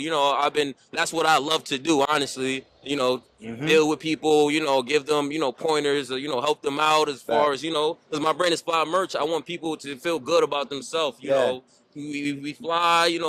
If you're a female, you a man, whatever, you're a young kid in school, I want you to feel fly, feel fresh. So, Fly Merch. Because like fly is confidence, right? Yeah. When you fly, you feel confident. Yeah, and you put the new kicks on at school, you get, that's how my mom used to tell me, you get good grades, all right, I'm going to get you the new sneakers that come out, So, that make me feel more, good about myself. No, that's a fact. I feel like when you go to school, a kid go to school with some fly shit on, Yeah. he'll do better in school. Like, Yeah, that's a fact. no cap. Yeah, Like, if been times where I ain't feel so fresh or whatever, you go to bro. school or That's a fact. just being around people and it's like, I don't got that much confidence in myself or something like that. So that's why I do it, man. I love people, get good feedback from people, people's watching my journey and they'll see the growth, and I just love to hear people like, oh, I seen you when you was doing the heat press and the vinyl, now you doing this, you doing jackets, you doing socks, and I just love getting feedback, because when you doing a business in your own, it's just you're not really looking at all the the trials and tribulations. I mean, it personally, but you don't realize other people seeing it too. So you know what I mean, that's what it's about. And just one more thing, knowing your value, setting your price, and not folding for somebody that don't think your shit is worth this, because like we everybody say it, they'll go into Gucci, Louis, this, that, Polo, whatever, pay whatever they say. But when it's a black-owned brand that's building up at the same quality or better, they're not willing to pay that price. So just talk about the importance of knowing your price. Exactly. So I just had a conversation with a family member not too long ago. They was like, hey, my shirts is about maybe $60. I got some shorts that just dropped for $100. They was like, maybe drop the price a little bit, so the hood could mess with you more. And I'm like, I've been doing this for 6 years. I done gave the hood free merch. I done gave discounts. But, if you box yourself in, you only going to get those, haggle type prices. If you more, explore and move around, you're going to find your customers that really want to support you. Not just for the cloud or whatever. They, they love what you're doing and, they want to support. There's people out here, that want to really support and not, try to haggle you or, hey, can I get this for $10 or something like that, There's people out here buying $100 shirts, So that's what I would say, stand on your price, because, you never know, like, you get out there and, I used to, tell people like, I used to have $20 shirts, and now I got my new shirts for 80, and, the quality is there. Like you saying, like, people shop at Gucci, Louis, and, you might get a wash, you might dry it or whatever, then, it's shrinking or whatever on you. So, that's why I feel like my price is my price. It's good quality, it's good prices. I'm not, trying to over, charge anybody, but I'm not trying to undercharge myself. So that's a fact, bro. And just let the people know where they can find Fly Merch at, website, Instagram, all that. Yeah. So the website is buyflymerch.com. That's buyflymerch.com, BYFLY, merch, MERCH.com. I'm on Instagram at flymerch_LLC. And my boy Maurice, Fly Merch, bro. He keeps his shit fly. He definitely blessed me with some shit. I got the socks on right now, dripping, man. Let the people see that. It's quality too, bro. Coming out, you can see. You can see. Look at the cuts. Look at the cuts, bro. He ain't buying no boat gildings, and ain't nothing wrong with that, though. I ain't knocking nobody that's doing that, but it's a difference. Good show. It's good quality, man. Shop Fly Merch. Fly Merch, my guy. Yeah. Thank you Appreciate for bro. all the help this weekend too. No problem, bro. We gotta support each other. Support each other, man. Yep. Let's get it. All right. Yo, what's good, Will? InvestFest 2025.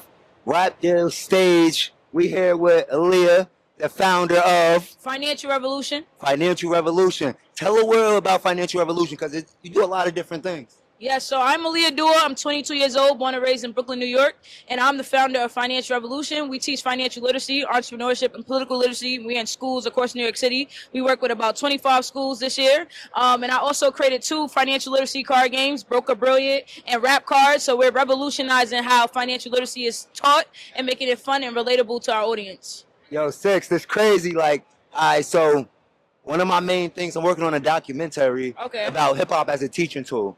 And you're the third person that's using hip hop as a teaching tool in your own way, though. Yes. Like, we're all doing it different, but we understand how to translate what we're trying to teach by using hip hop and making it cool and digestible to the kids. Could you speak to that? Because I think that's amazing. No, yeah, I think it's important to be relatable in all times. I always like to say, like, you know, the message is important, but the messenger is even more important, right? Because a lot of times people are like, why aren't people getting this information? Why don't they want to receive it?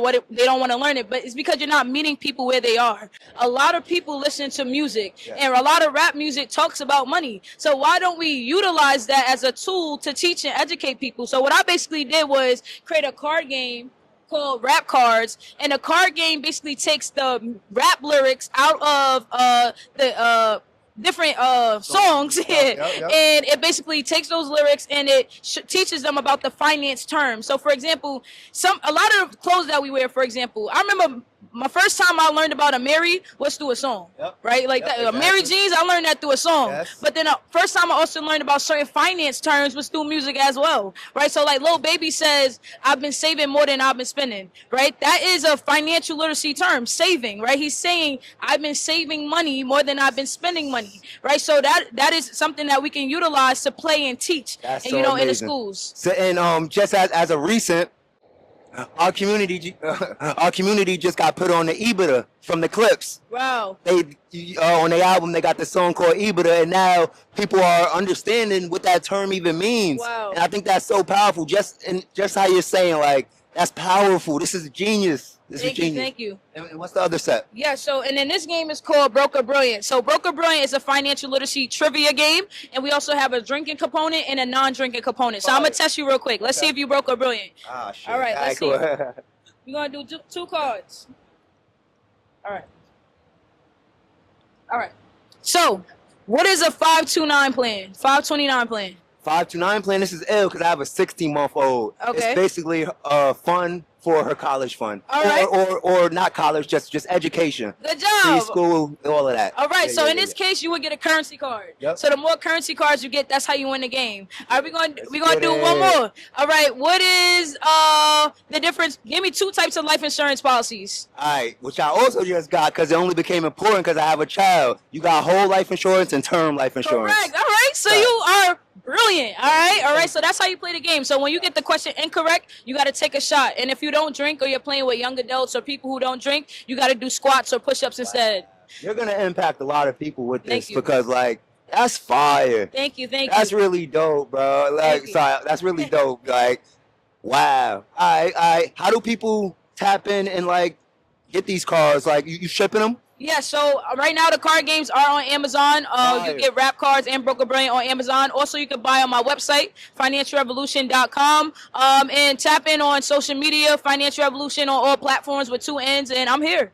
What if a school wants to put your curriculum or your product inside their school like you have? Yeah, for sure. So I do offer curriculum as well. So I have a curriculum in 25 schools in New York City. And also I do have the card games in schools as well. So we just reach out, we connect, and we do wholesale. So even if you are a store and you want to resell the game, I could sell it to you at a wholesale rate, and then you can sell it retail and make money that way. This is amazing, man. Shout out Leah. She's really making an impact with this groundbreaking way of teaching. Like, this is so dope. Tap in, Rap Cards, Broker Brilliant, trivia game, and much more. Her curriculum. And shout out to you, man. Thank you. I appreciate your time today. Yo, dope. InvestFest 2025. You heard it here. RAPDILLZ Stage. Let's get it.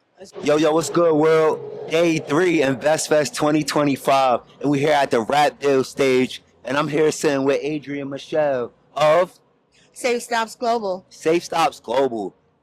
Let the world know what Safe Stops Global is about and what y'all do. Cool.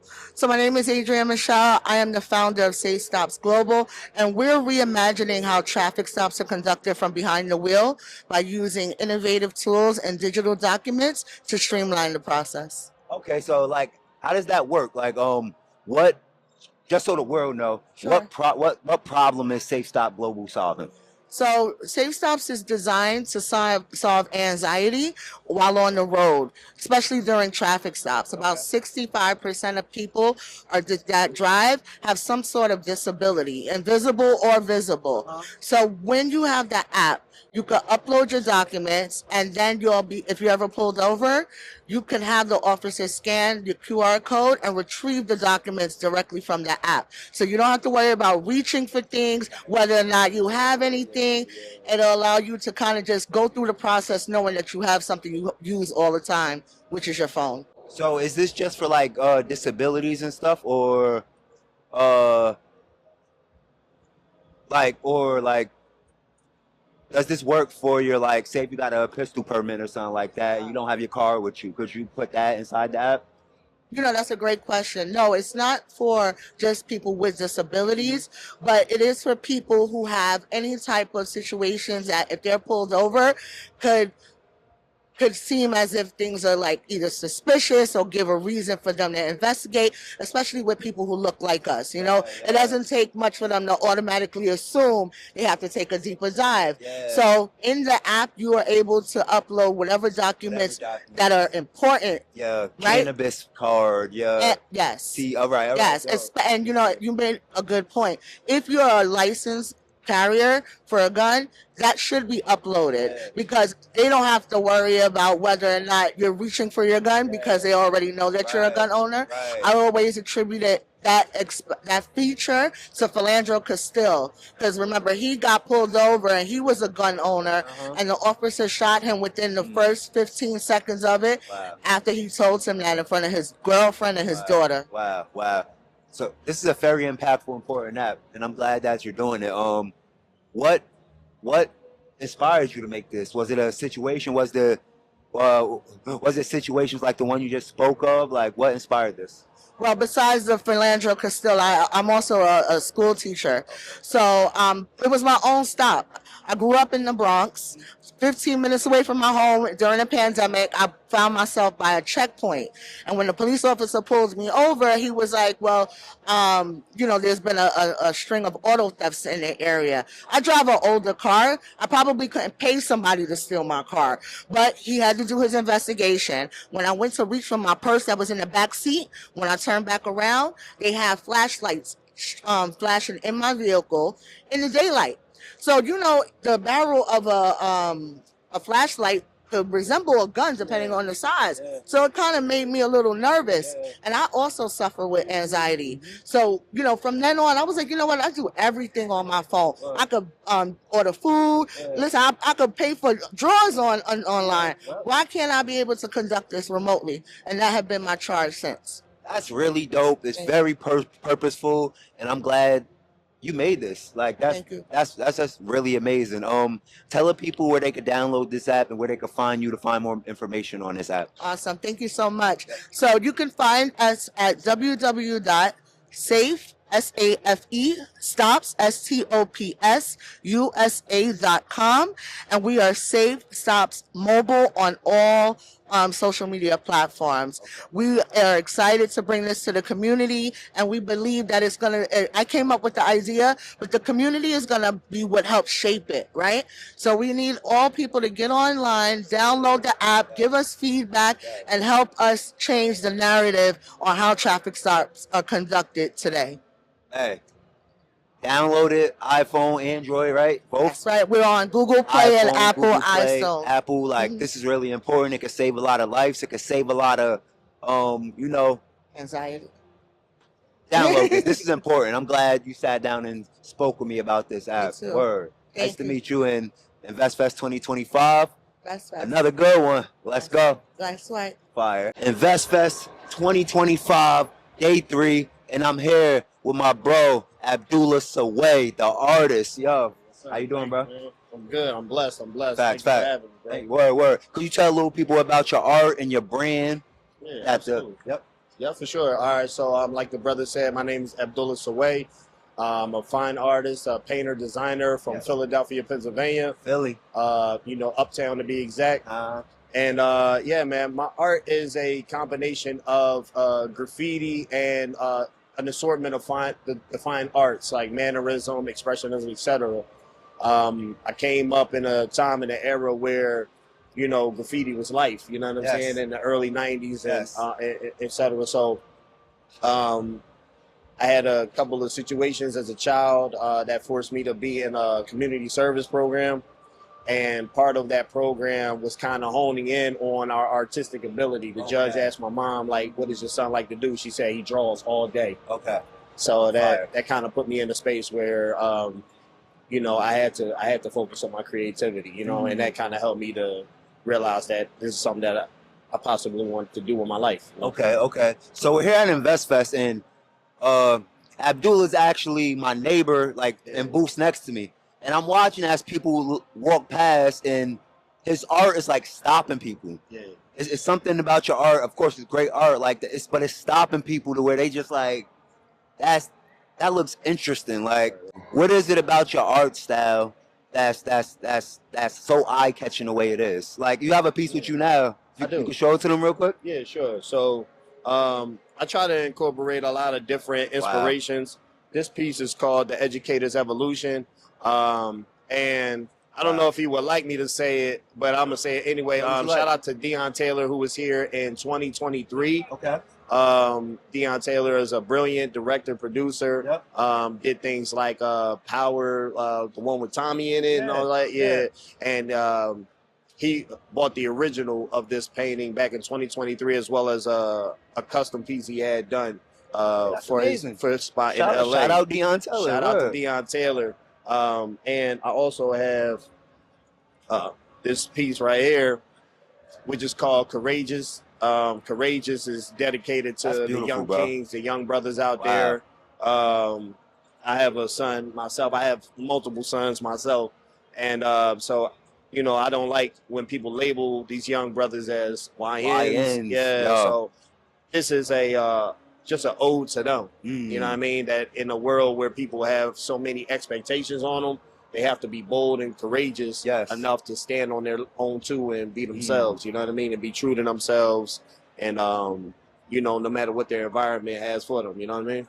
I love that you said that, man, because the way we speak about our young men and communicate is really an important thing. And not to make it a conversation about that word, but like, I feel like that's like a psyop or something that's happening in our community, to where it's like, where did this come from? Why are we saying this? Like, there could be so much effects on labeling our young men as that. But but to the next thing, I don't know, this may be a naive question, but I'm looking at that painting right there, and that frame. Like, how important is the packaging to art? Because that frame looks really dope on that specific art. Is that a thing that's important? Yeah, framing is important. I think that it's all about taste level. Okay. Like, whatever your taste is, whatever you like. Some people might say, oh, that's a good frame. Some people may, they want something more of a traditional frame, or they want more of a modern frame. For me, I just look at the piece itself, and then I say, okay, this might look good in that space. There are people that have brought me in kind of on the consulting level because they have a space in their home, but they just don't know how to approach it. You know what I mean? It's not their thing. And if they're not bringing in like an interior decorator or a professional in that space, and they reach out to me, I'm available. And I encourage people, if you go on my website, SawaiCollection.com, SAWAI Collection.com. Yep. You can actually go on there, send me an email at info@SawaiCollection.com, and we can chop it up about, your space. If you have a home or an office, you need some work, people can definitely reach out to me, and I'll tell them, I'll walk them through it, FaceTime, Zoom, or anything like that, and I'll walk them through, what works in that space, color-wise and scale and everything like that. Okay. So, I actually interview a few artists on my platform. Albert Diaz, Basquiat's old childhood friend and stuff like that. And we were talking about like cosigns and stuff like that. Like, how do you feel about like somebody could buy a piece of your art, and just because that one person bought a piece of your art, it could take your career to the next level? Is that something you? I mean, obviously it might not be something you like looking for, but you obviously wouldn't push it away. But like, is that something that you position yourself for things like that to happen? For like Swiss to put it in his collection, the Carters to put it in their collection, like, and get that cosign? Is that important to you? I mean, it has its its importance for sure. Yeah. You know, I think that the people that collect your work, you know, if they're at a certain level in life, they have a certain status, it definitely is going to help to propel you and kind of give you a level of validity. You know what I'm saying? A little bit of validation. Right. However, that is not the only thing to it, right? Because the moment you're starting to do stuff for people of status to acquire your work, then you kind of lose some of what made you want to do it in the first place. Right, Well, for me personally, right, you know. right. So my father was an artist. Uh-huh. So a lot of my painting, a lot of my creating is based on me holding that legacy. You get what Okay. I'm saying? And my son, my daughter, they're artists as well. So it's kind of like a family legacy, a family tradition Yes. to be in creativity. Yes. So, however, I'm listening. I'm sorry. somebody like Swiss Beats, somebody like Alicia, or like you said, the Carters, to, you know, acquire your work, that does do a lot for your, you know what I mean, Yeah, your track record. Yeah. Especially because those are people who have been known to collect really brilliant works. You know what I mean? And their work is, as an artist, you have to be seen. You know what I mean? Yes. The moment your artwork leaves your studio, it doesn't matter if it's the smallest venue or the big scale, it no longer belongs to you, right? It belongs to the people. You know, it belongs to the viewers. You know what I mean? Because they have their opportunity to view it and have their own interpretation of it and things like that. And they're sharing it. So, And, my bad. Sometimes they do it intentionally, like, yeah, because like, and I don't know how you feel about this, but sometimes you set your price, but sometimes like they'll do something just to set, like, say they take your painting and they'll buy it for $1 million. Yeah. Now your price is $1 million, like, and now your Price is my value price. at $1 million. Your price is your price, but like, and sometimes they're known to do that in the community for artists and stuff like that. And I just think it's interesting that, like, you know, it works like that. I don't know. It's clout.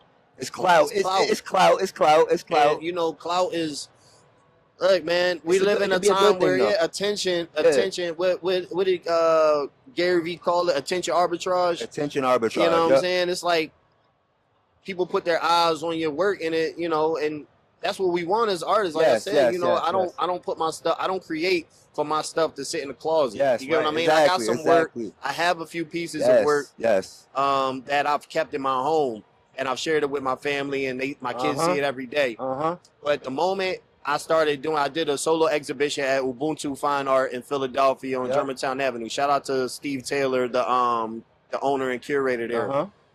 And during that show, I realized the importance of bringing out my personal work, the things that I share with myself and my family every single day, Uh-huh.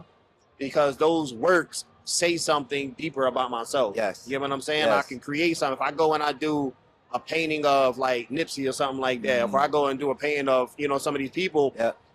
that's something that talks about something that I respect, but it may not be as emotionally connected to me. You get what Okay. I'm saying? Okay. Now, if I did a painting of my son, Oh. or if I did a painting of a moment I spent with my father, Yeah. or something from my faith, that might be a little bit more emotionally, you know what I mean, drawing. Uh-huh. So that's the painting that if I share it with the people, I feel like, you know, I'm being a lot more vulnerable. And then, you know, I'm speaking my truth. Yes. You get me? Yes. So I started doing that. A lot of the pieces, every piece that I have tells a story. Mm-hmm. Every piece that I create tells a story. Uh-huh. And so it's important for me to, you know, keep it on that vein as opposed to, like, you know, looking for validation from other people by doing just what I know the people are going to want me to do. Right. You know what I Exactly. mean? Exactly. And I just thought it was something, because I never hear artists speak on that. We know it's a thing, and of course you're not doing it just for the validation and to get this cosign and everything. Yeah. I just thought it was an interesting topic to speak on. Yeah, for sure. And so sorry if that's like No, it's all good. you know, kind of what's the word? Not No. something people should speak on it. all that. No, I for just thought it sure. was interesting, man. No. Because I don't make my content to just keep it on my hard drive. I want the recognition. I want the cosigns and all of that. It's what I'm making my art. Feel me? Yeah. Podcasting is an art too. Videography is an art too. 100%. And like, 100%. yeah, give me that cosign, but I'm not doing it for that. I'm doing it Yeah. to tell. I'm here to tell stories of the vendors that's here at this marketplace. If you got a business, you got a story. Every glory has a story, Yeah. and that's my purpose and all of that. So Say it again. Every glory has a story. every glory, I like that. every story has its Every glory. story has Every its story story. has Okay, its I like glory. that. You Okay, feel me? all right, yeah. Good or bad, For sure. whatever the journey is. Yeah, So man. word. For Thank you sure. for sitting down with me. Thank you for having Thank this you, bro. conversation, bro. Thank This you, was man. dope. Thank you for having me, man. Yeah. Congratulations. Much success to you, Appreciate bro. you, You've been kid. cooking. Yes, Keep yes. cooking. Yes, keep cooking. You Keep too, cooking. bro. Yes, sir. Let's go. Yo, InvestFest 2025, we here, and I got the cleanest man at InvestFest, Lion. What's good, brother? I'm good, brother. I'm good, man. Nice to see you, man. Nice to It's see a pleasure you. to be here. Hell yeah. Tell the people the name of your company. Yes, sir. The name of the company is Stanley on Clothing. We're based out in Washington, D.C. We design some of the baddest suits in the game, man, and we're here to, just change the game, change the culture. We're kings and queens, and then we want to bring that to limelight. Yes, yes. Is the style of suits that you made consider, sorry if I'm saying it wrong, bespoke? Yes, we have both bespoke and ready-made collections, Okay. right? So if you come to us with a concept, any ideas, we'll sit together, do the consultation, come up with a sketch, have you confirm it, and then we'll create the look for you. Wow. But we also understand that not everybody has a lot of time to get certain things done. If you are in need of something and it's like, okay, today is Thursday, I need something for the weekend, we decide to also create a collection, but a very outstanding collection as well for both classic tuxedos and all that in store for people that do not have enough time to do the custom items. So from weddings to business Yes, to sir. just going out. We got do it it all all. covered, and we do, from kids to men Dope. to women. Dope. It doesn't matter if you're 7'9" or you're 5'2" or whatever size you are. We got you covered, right? So everybody size, every person. We do not discriminate. You bring it, we're gonna cut it for you. I definitely, as I get older and getting into different rooms, suits is important to me. So I definitely got to Absolutely. get my bespoke suit game up and get them Yeah. fitted directly to And, me. and I'll tell you this about suits, right? They said when you walk into any space, the first 7 seconds is when people analyze you. And at that moment in time, they will decide whether they want to rock with you or not. Those times are very important. So your presentation is how people are going to address you. So it's important that we present ourselves the way we want to be addressed. I say it all the time. You dress how you want to be addressed. Exactly. For real. And it's Yeah. like, yep, that's very important. And you, your whole style is dope. What got you into fashion, designing, and what you do? Now, I always love that question. So growing up for me, naturally, I always loved fashion. I used to get in trouble in secondary school because I used to design my own jackets to look like suits. I had zippers, I had patch pockets and stuff, but they had a very traditional. just went to Yeah, I had a uniform. different. Yeah, You made yours different. yeah, I made mine different, so I get in trouble in school with that. But I came to the United States about 20 years ago. I have a bachelor's degree in nursing. Surprisingly, I was in nursing for like 15 years. Dope. But over time, every time I got out of scrubs, I always wanted to stay swanky. So I designed something different. After that, my friends started getting into it, so I started designing for my friends. In my basement, over 3 years, it turned to something else, and I had to find a way to, really leave the passion. So I started designing for everybody, created a showroom, and it's just take over from there. That's amazing, bro. Thank Your you, brother. story is amazing. Where could the people contact you for a consultation, a Yep. fitting, a suit, Yep. a wedding? Where could they tap in with Now, you? sure. Awesome. They can tap in. We have a website, www.stanlion.com. Stanlion is STANLION.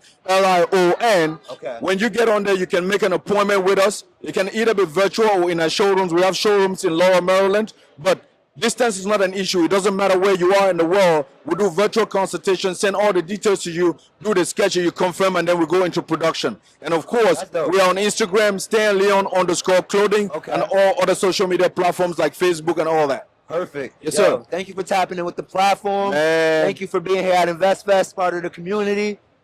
I appreciate y'all, man. I appreciate y'all for doing this, putting black businesses out in the world. We love it, and that's how we're gonna do it to continue to grow, man. We gotta do it. Yes, sir. Let's go. InvestFest 2025. InvestFest 2025, man. You know what time it is. Your boy, the line in the building. You know what time it is. Let's go.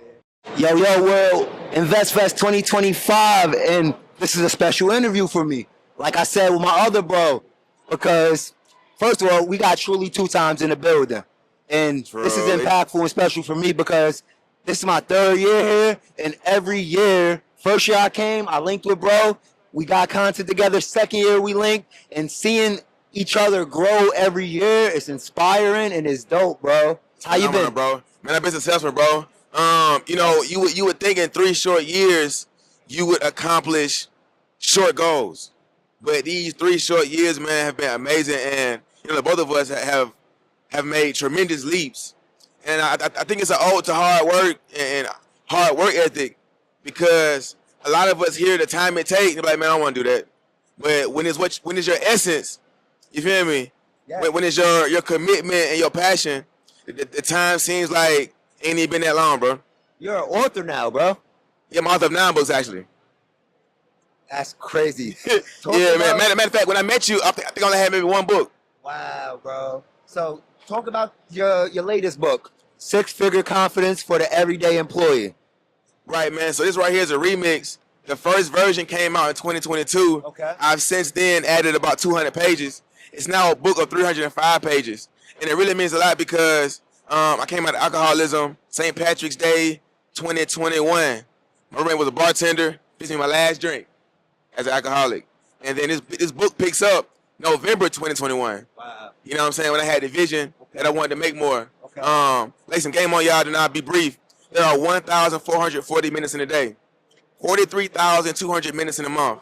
My goal was that number. But to get me there, I wanted to start out with 10K a month.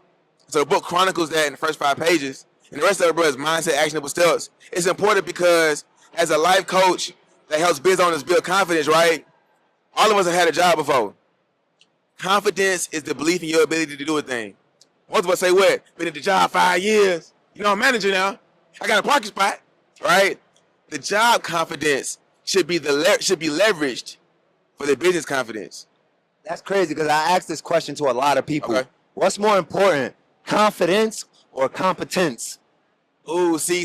Okay, this is a chicken and the egg conversation. Okay. I'm gonna tell you why. Wow. So the whole reason, bro, why I'm even on this angle with confidence is because I had life-changing moments that helped me pivot, and a lot of that was the competence, right? Yes. So competence is the vehicle to confidence. Yes. Confidence is the destination.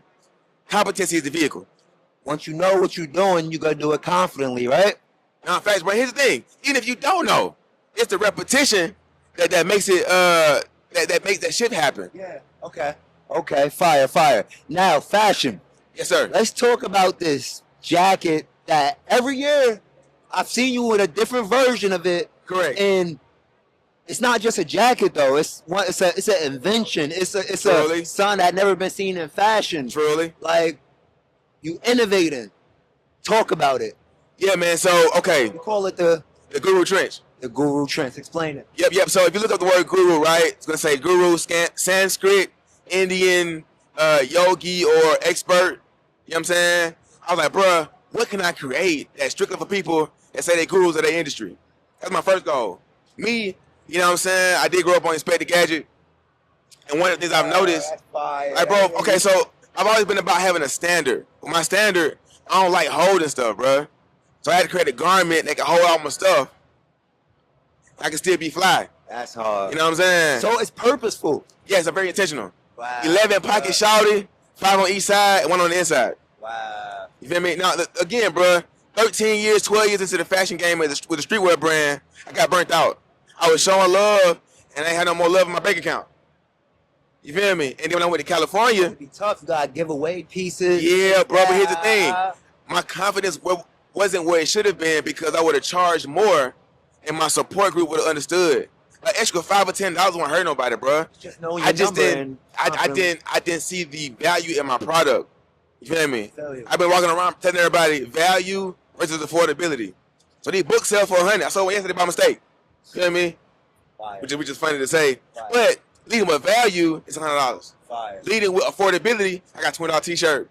Whole time I got a $1 million brand in my mind, right? And so I had to go inward. And long story short, bro, the t-shirt game really is like the new school lemonade stand. And after a decade or more in the business, I decided the only thing that keep my mind is luxury outerwear. I got people in the hood that's famous. Everybody famous in Atlanta. They gonna run through 3 of my designs in one day. 3 shirts. Yeah. But an outerwear piece, 3 in 1. You can rock it in the winter. You can Yes. rock it in the fall. Correct. You can rock that in the summer, which it is right now. Correct. Multi-seasonal. I never seen anything like that, bro. I seen Me a neither. reversible. I seen a joint with the rain hood. Like, Yep, the bag joint. I love everything that they've done, but for me, bro, it's intentional, it's functional. Okay, I'll put it like this. For me, to be realistic, bro, like I got a phrase that I heard, and it's a very uncomfortable phrase. Success is not convenient. right. The thing you pray for, you feel me? You setting your timer, getting yourself dressed, you dotting your I's, crossing your T's, you feel me? And by the time you try to pull the paper out, dot your I's, cross your T's, that's your moment. That's a fact. So the only way to be successful is to prepare for success, knowing it's gonna come when you do not expect it. So earlier, dog, it felt good to say, okay, yeah, 19 even to come do his thing. You'll come back to the outro. Yes. Feel me? Yes. And it couldn't have happened with anybody better sitting in the seat, because like we said in the beginning, since the first time I came to InvestFest, we've been locked in. So it's Truly. not like somebody I just met this year. Truly. And like I don't really care if nobody feels some type of way, but I do, because I'm a good person. Yeah. But like, it wasn't that situation. It was somebody that I've been locked in with. I'm gonna tell you something you don't know, bro. I did VIP night 3 years ago, no, 3 years ago, and saw 19 Keys there. Then he had an event in Oakland, went there. I saw him 2 weeks ago, another event in Fairfield.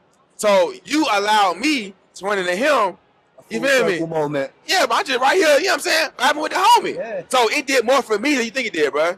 Dope, bro. You know what I'm saying? Bro. Truly. So, thank you. So where we left off at is really you was talking about the jacket. Correct. I asked you about if it's patent. Correct. We Patent went pending. through that. Patent pending. Patent pending is just as good as a patent, because you know how to, as you know, once you got it, you're first in line to get the patent. Nobody else could come. Correct, patent correct. it. So that's genius that you did that, because you know the importance of that IP, right? And Oh yeah, and then bro, genius of this. I'll go a level deeper, bro. So this particular jacket right here, I had to copyright the pattern, trademark the logo, patent the style.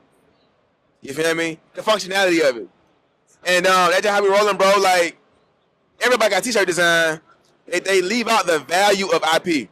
Exactly, bro. And you're killing it, bro. Let the people know where they can find this jacket at, though, in the book. Yeah. So first the jacket, GuruTrench.com, GURUTRENCH.com. You know what I'm saying? Listen, I had a background in streetwear fashion. That brand is still around, still available, but for right now, I'm pushing one product only. You know what I'm saying? One style, 20 designs. It is an investment. Oh. It's an investment. Yo, and So- I don't think you gotta say that. That's worth whatever value you put on it, bro. Facts. Because you can wear it all year. It's drip. It's fire. And look, I'm so me, bro. How much it cost? It costs $5,000.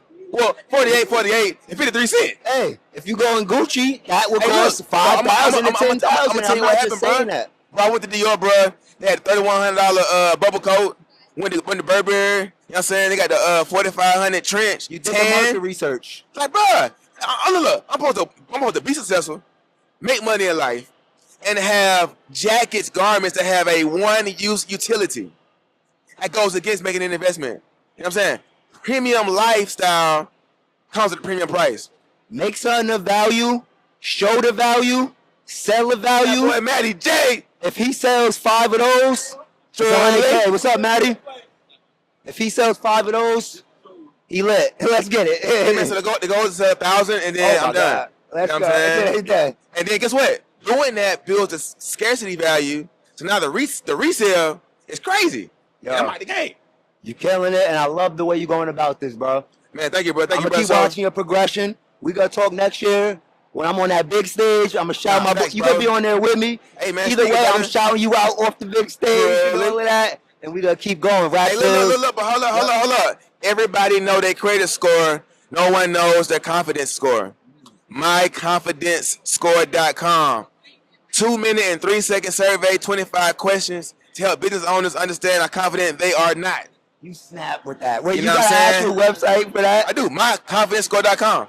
Bro, just snap with that one. Yeah, bro. man. Yeah. Life coach That's helping business crazy. owners build confidence.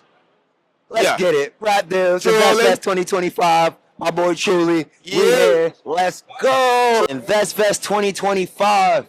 I got my guy here. I just met him, but he been holding it down, helping me out in ways you don't even know how much I appreciate with the content, with the behind the scenes. But for me to introduce him, the richest man of Baltimore is on the platform. What's good, buddy? Yo, what's great, bro? First of all, I want to give it back to you, bro.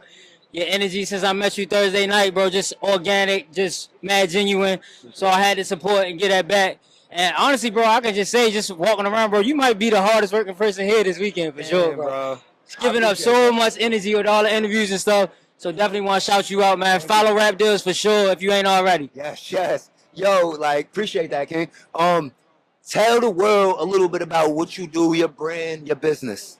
Absolutely. So, again, I personally branded myself as the richest man of Baltimore. For those of you who've never read the book, Richest Man of Babylon, that's where I got that from. Okay. It's a book that teaches wealth principles. So I've rebranded myself as the richest man of Baltimore to do the same thing in our communities. And what I do is I'm a business strategist. But I lead with a strategy that's very unique, there's not many people in this world that can do what I do. We help companies actually set up their businesses completely tax exempt. So I'm here with my booth. I got some of my partners here from home, and that's what we do. We help people set up tax exempt businesses. That's powerful. That's also dangerous, though. I'm not saying dangerous, but like, you figured out those loopholes, and obviously, if you made a business out of it, that's like, that you could run and speak widely and not have to hide. Like, how did you figure out this information? Like, to do that? That's crazy. That's a great question. So I got a story that's I'll keep it short, but I had my identity stolen in 2022. What? I filed my taxes like I do every year, and when I went to file my taxes, I got a message from TurboTax letting me know that someone had gotten hold of my social security number and filed taxes before me. Whoa. And shortly after that, I had my bank accounts closed. My credit score was hit tremendously. Oh, they went crazy. Yeah, it really destroyed my life almost, but fast forward today was one of the greatest experiences that I ever went through. One, because it forced me to fight back against one of the biggest entities on the planet, which is the IRS. And I spent a couple years doing that, and I had no help. I had no support. Nobody could help me. Nobody I knew had gone through it, and nobody I knew could really help me with it. So it forced me to study, forced me to do research, and I ended up speaking with a guy that I went to high school with. Shout out to Dr. Nev. And he actually put me onto a tribal government called Honors, the Aboriginal Republic of North America. And it's the only indigenous government for our people as of today. And with that, we're able to claim our nationality, claim our stats. And one of the things I learned through that, I became a tribal lawyer through the government. And I got to study, and I found out things about the IRS that people don't know. It is a fraud entity, and it's set up to do exactly what it does. And so we actually agree to pay taxes at birth when we sign our birth certificates. Wow. I got so much questions, but I obviously know you can't just give away. I can, man. I can give it away, bro. You feel me? I can give it away. Any questions you got, you can holler at me. All right, so, all right. I'm about to help, so. Yeah, you good. That's super interesting. All right, so, when you do that, though, do you give away, like, the ability to do certain things? Like, could you still go out the country? Could you still travel on planes easily? Could you still drive and everything? Absolutely. I still have a driver's license. I still have a passport. I still use that. So we have dual citizenship. Okay. So there's two types of government on this land. There's U.S. government and there's tribal governments. So we have dual citizenship. We still operate just like every other person does. We just have our natural rights. So if you don't have a nationality, you don't have natural rights. Wow.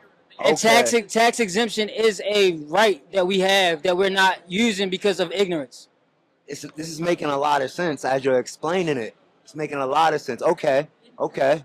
So how many people so far have you helped go through this journey of being tax exempt? That's a great question. Individually and collectively, we've helped thousands of people doing this. I'm a part of a large network of people that's doing it.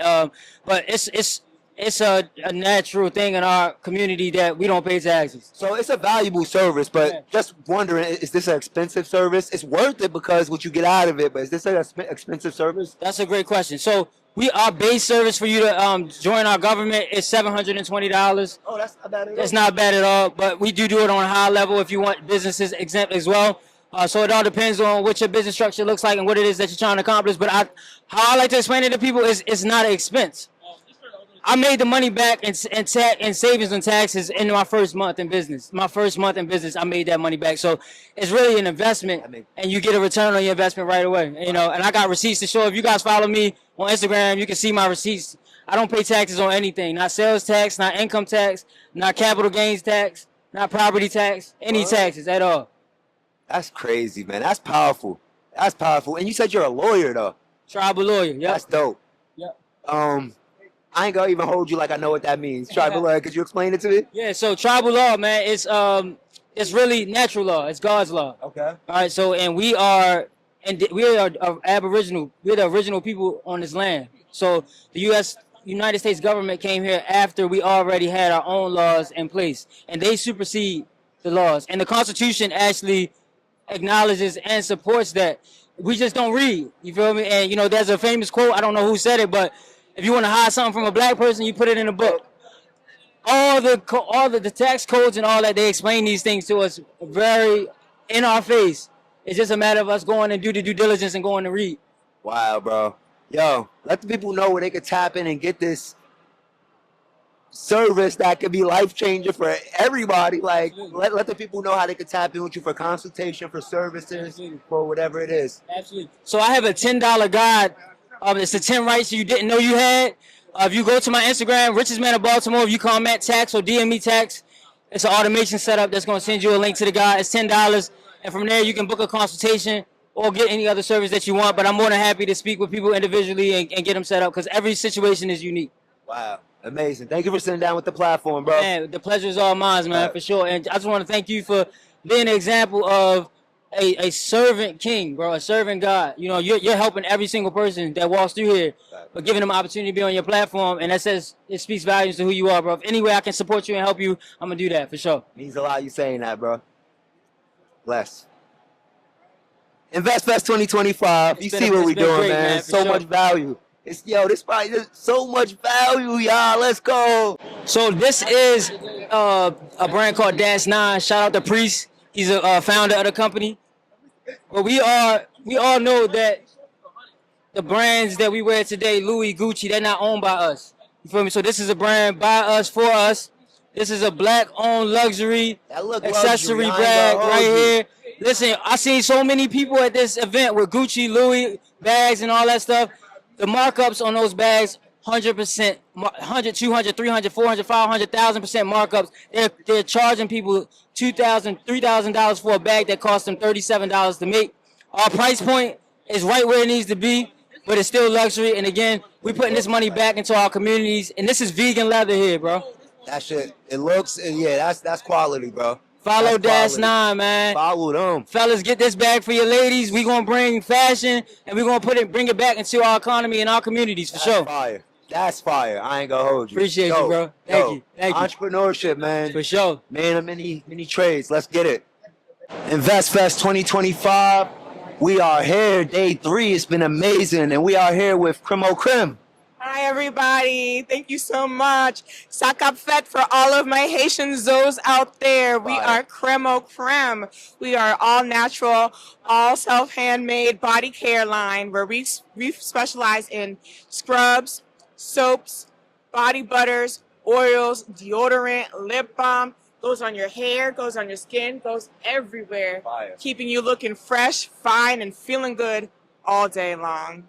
It's like the glow is very important. What you put on your body is very important. So, like, you having this brand, and how important is the ingredients that y'all use in y'all products? Like, how important is that? Extremely important, Right. you know, like we believe that your body is the temple. So if you're not going to put anything in your body, you shouldn't just put anything on your body. I love that. All of our ingredients are made of all natural oils, including jojoba oil, argan oil, olive oil, castor oil, avocado oil, rice bran oil, coconut oil, shea butter, and you know, so it's all nice, all clean. As you can see, you put it on you, you're glistening all day long, and you're not going to feel like chicken grease. You know what I'm saying? That's important. It's very important. It's light and it's wearable all day. And like how you answer that, I could tell that's important to y'all. Extremely. If Our not the most important integrity, thing, the yes. most important. All right. So Ashley, she is the co-founder. She makes everything all by hand. She's my sister, and I'm so proud of her. She's been doing this for 6 years. And you know what? It started off as an answer to her own healthcare, her own skincare dilemma. You know, for us Black people, they don't make stuff for us, you know? Right. So if you have eczema, if you have sensitive skin, this is for you. And even if they don't make it for us, they don't have us in a room to test it. No. Not like, of course, we don't want to be the test subjects, but they don't even keep us in They mind don't. to have us in a room to test They it. don't. So And so what you get products that are white and they leave like a white overcast on you. It's filmy, it's waxy. You don't want that. It's not good. it's not for melanin. It's not for melanin. Facts.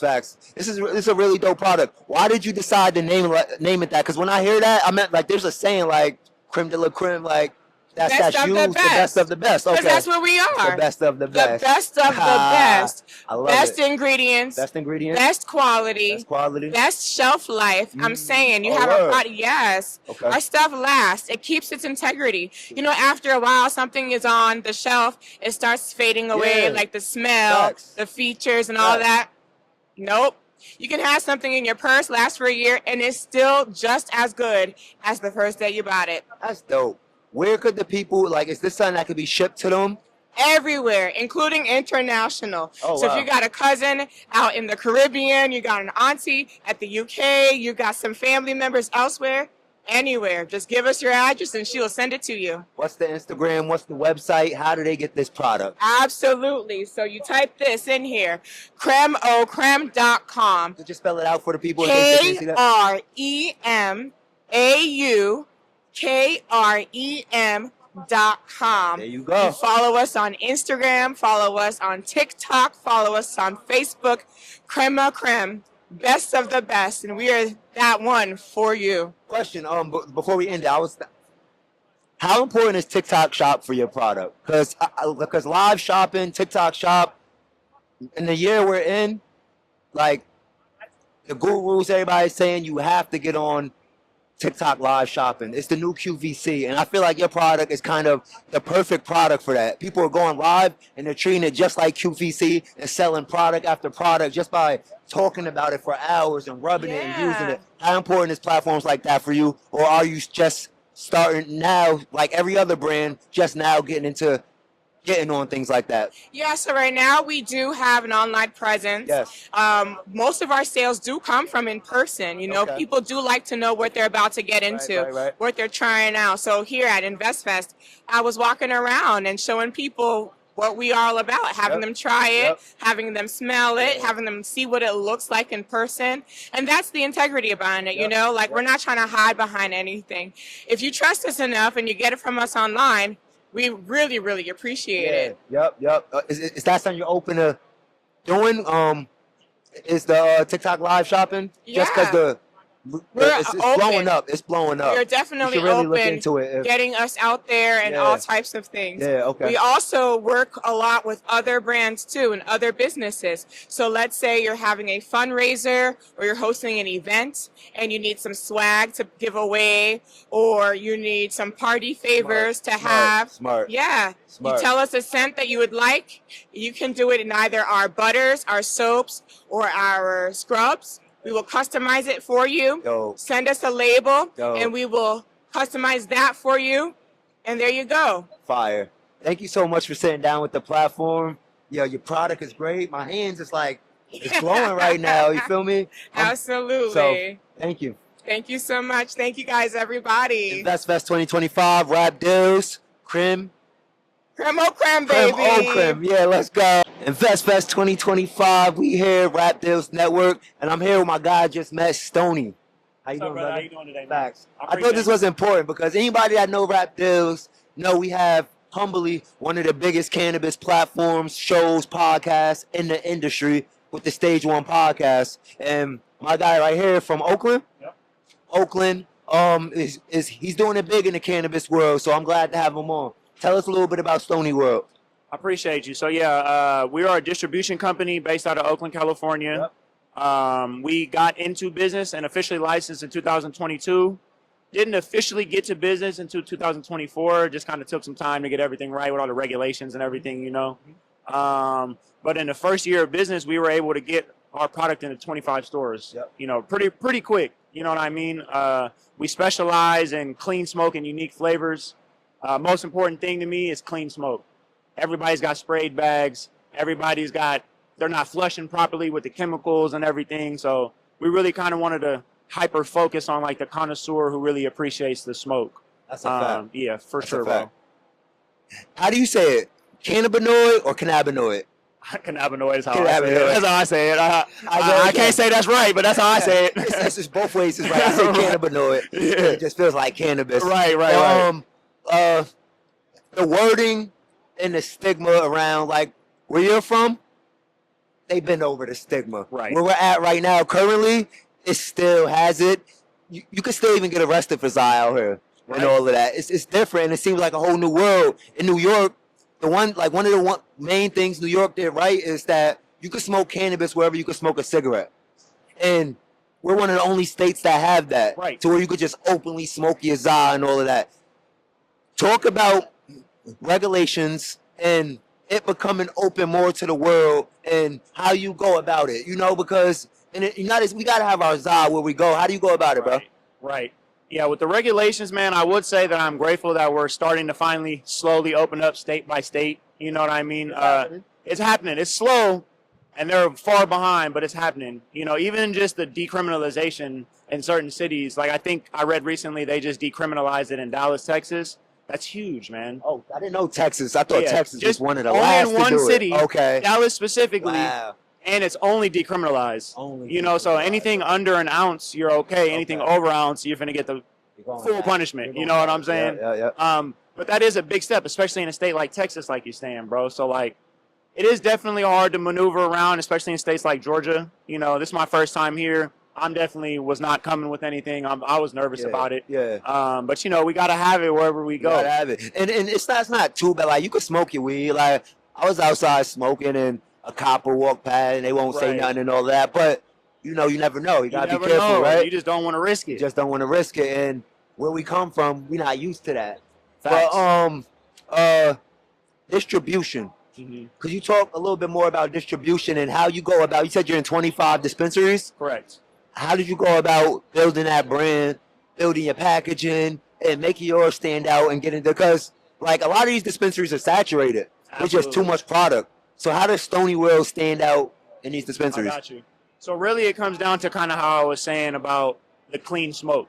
You know what I'm saying? A lot of brands nowadays cut corners. They're not flushing properly. They're not curing properly. And that's kind of what leads to whenever you're smoking, you get that little burn sensation, that harshness, that you're not supposed to have that when you're smoking cannabis, bro. It's supposed to be an enjoyable high. Yeah. You know, the whole process of rolling up and inhaling is supposed to be just as enjoyable as the high itself. That's a fact. So really focusing on that, it took me probably like 3 to 5 years in order to find a cultivator that I trusted to even put my brand behind. You know what I'm saying? Everybody grows weed in California, bro, but not everybody got good weed. That's true. So after that 3 to 5 years of finding them, I was able to kind of lock in and I was going through their grow. I'm watching them through every step of the grow process from the planting, you know, to watering and nourishing with the nutrients they need, to harvest days, to curing. And I was really inside and out of that grow. And that's kind of how I felt comfortable enough to put my brand behind it. And from there, just kind of bringing that passion and that, for lack of better words, that in-depth research behind it, bringing that to the store along with some fire product, it makes it really easy to kind of get your brand out there. And then, of course, in cannabis world, branding is everything. Yes. Yeah, branding is. It's a lot of people that got great branding and trash weed. You know what I'm saying? But if you got good branding and a good product, it sells itself, bro. It's really not that hard.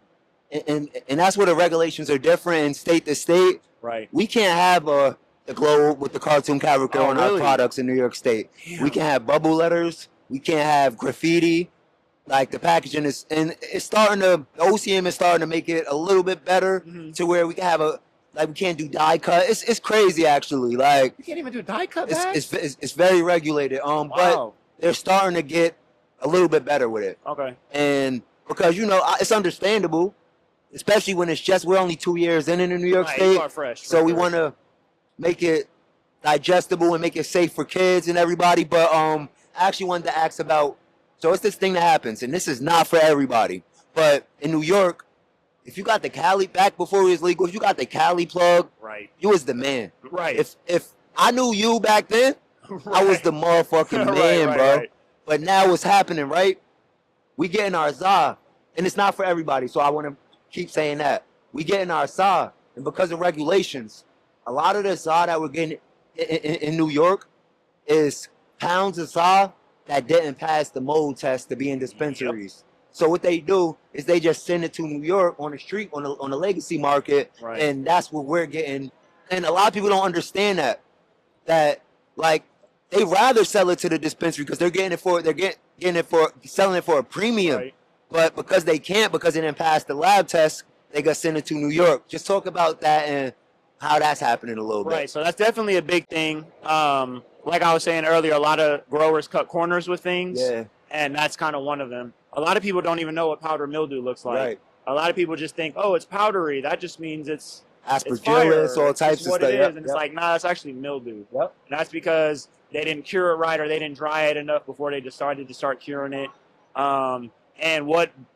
This isn't the best mindset to have, but what better place than out of state to sell that bad weed to, You know what I mean? Exactly. You guys, generally speaking, out of California are less educated on cannabis. Because it's been less, it hasn't Right. been the the like you said, culture it's only for 2 a years. long. Yeah, exactly. This is our whole culture. Like, it's starting up in the Emerald Triangle with Humboldt County. Yes. Like, you go up in those mountains, bro, you're Yes. going to find the best growers in the world. Yes. And it's just the family, generation after generation. They real mountain men, but they growing the best stuff. You know what I'm saying? And don't get me wrong, the New York market is thriving though right Absolutely. now. It's Yeah. actually becoming.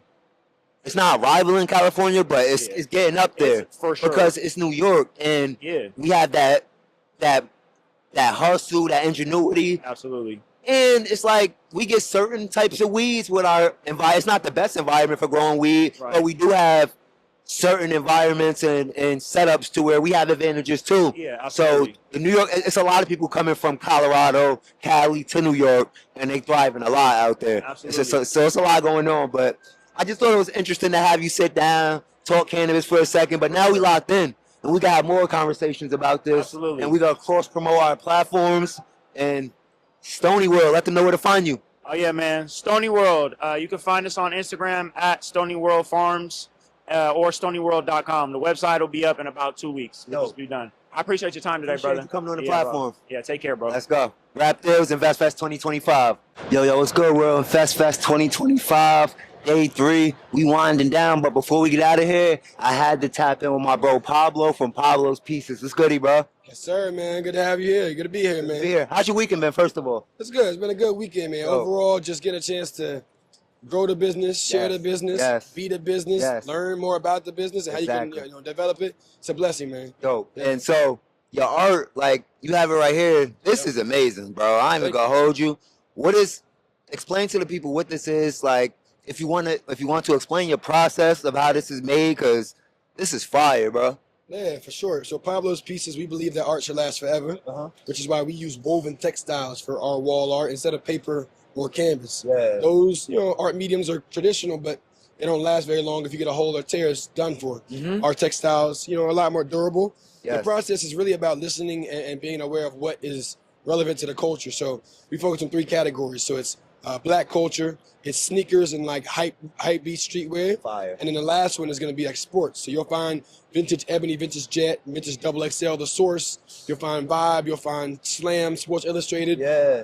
Time Magazine going all the way back to 1950s. We got our MLK from 1957. Fire. So it's just about finding pieces that are relevant, right? But just are kind of forgotten. I collect vintage magazines, and so taking the love for vintage magazines and bringing it back as something that can be revived in current homes is something that gives us joy. And I spend a lot of time, man, researching and trying to find what is going to be, the next piece that's going to catch someone's attention. That's amazing. And sorry for my naiveness, but like, what's the use case? Not use cases, but do you frame this up?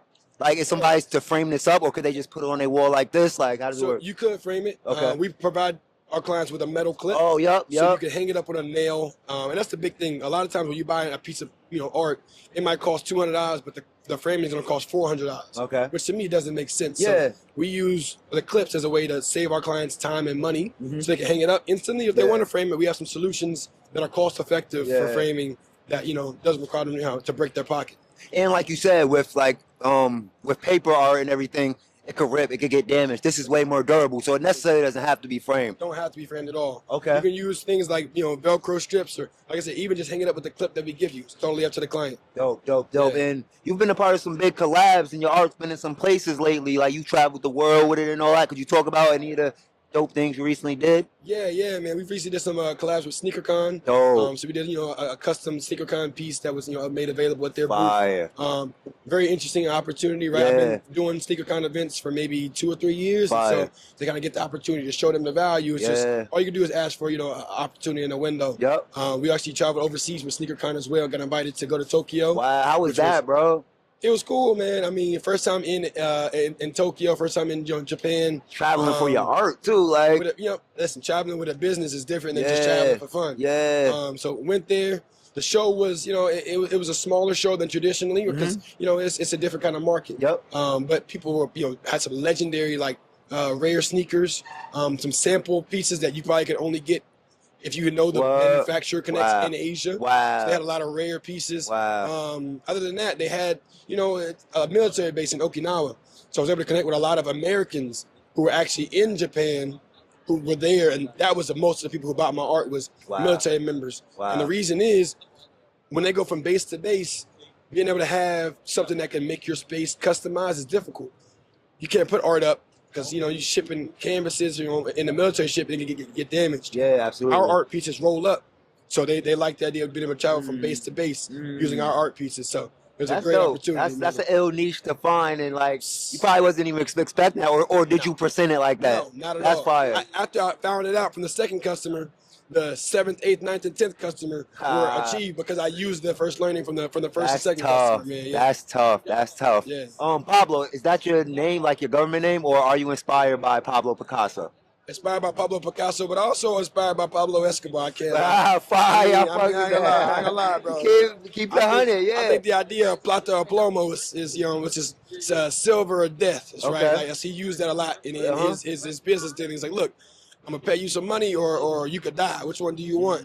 And although I'm not hood and gangster, it's kind of like the idea of forcing your will upon the things in the world that can be moved. Sometimes you got to force your will, and whether it's, you don't have to involve violence, but just taking control and initiative over the things that you want to happen in life. And that's an ill point because that's how I looked at this year InvestFest. You feel me? My goal is to get on that big stage. Last year I said I ain't coming unless I'm on a stage. Feel me? And it's okay because I ain't do enough yet. But even though I said I wasn't coming, I said fuck it. I'm gonna make my own stage, and that's what this is, the RAPDILLZ stage right here. It's like forcing my will, forcing my blessings, and this was the best decision I ever made with some of the content I got this year, bro.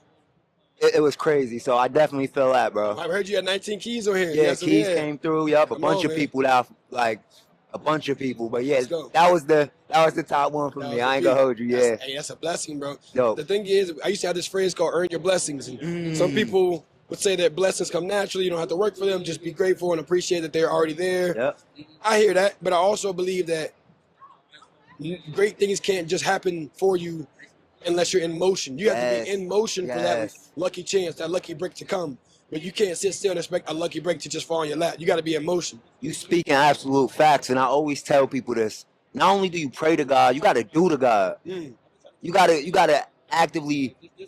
You can't just like I'm a spiritual person. I pray every day, but I also do to God, not just pray to God. And I feel like that's really important. Like, and that's dope, man. You spoke a lot of facts today.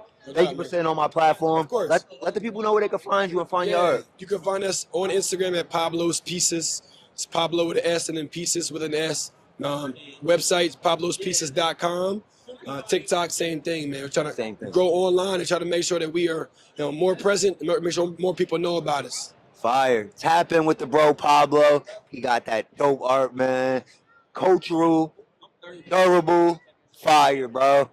Let's keep it going. InvestFest 2025, RAPDILLZ Stage. Let's get it. Let's go. What's good, world? RAPDILLZ 2025. We here, last day of InvestFest. But before we head out, I got my man Faisal Jael here, and he about to put us on to some ill things, some stuff that you want to know about if you are part of our culture and our community. So tell the world about what you do. What's going on, family? This is Faisal Jael here, and it's been an honor to be out here at InvestFest, meeting so many wonderful representations of Black excellence. You know, everybody's out here looking amazing, looking like money, getting to the money, and figuring out exactly how we can all get to this money. But I'm here today with a team in two different booths. Our first booth is HOME, which is an acronym that stands for Heritage Only Matters Economically, and we are service providers in 4 different areas. The first one being family, genealogy, and land patent discovery. And then the other areas that we service are in tax-exempt business registrations. And so if you're an entrepreneur, a business owner, or someone who's eventually going to get into entrepreneurship, you're going to need a business registration. And so why not make it tax-exempt?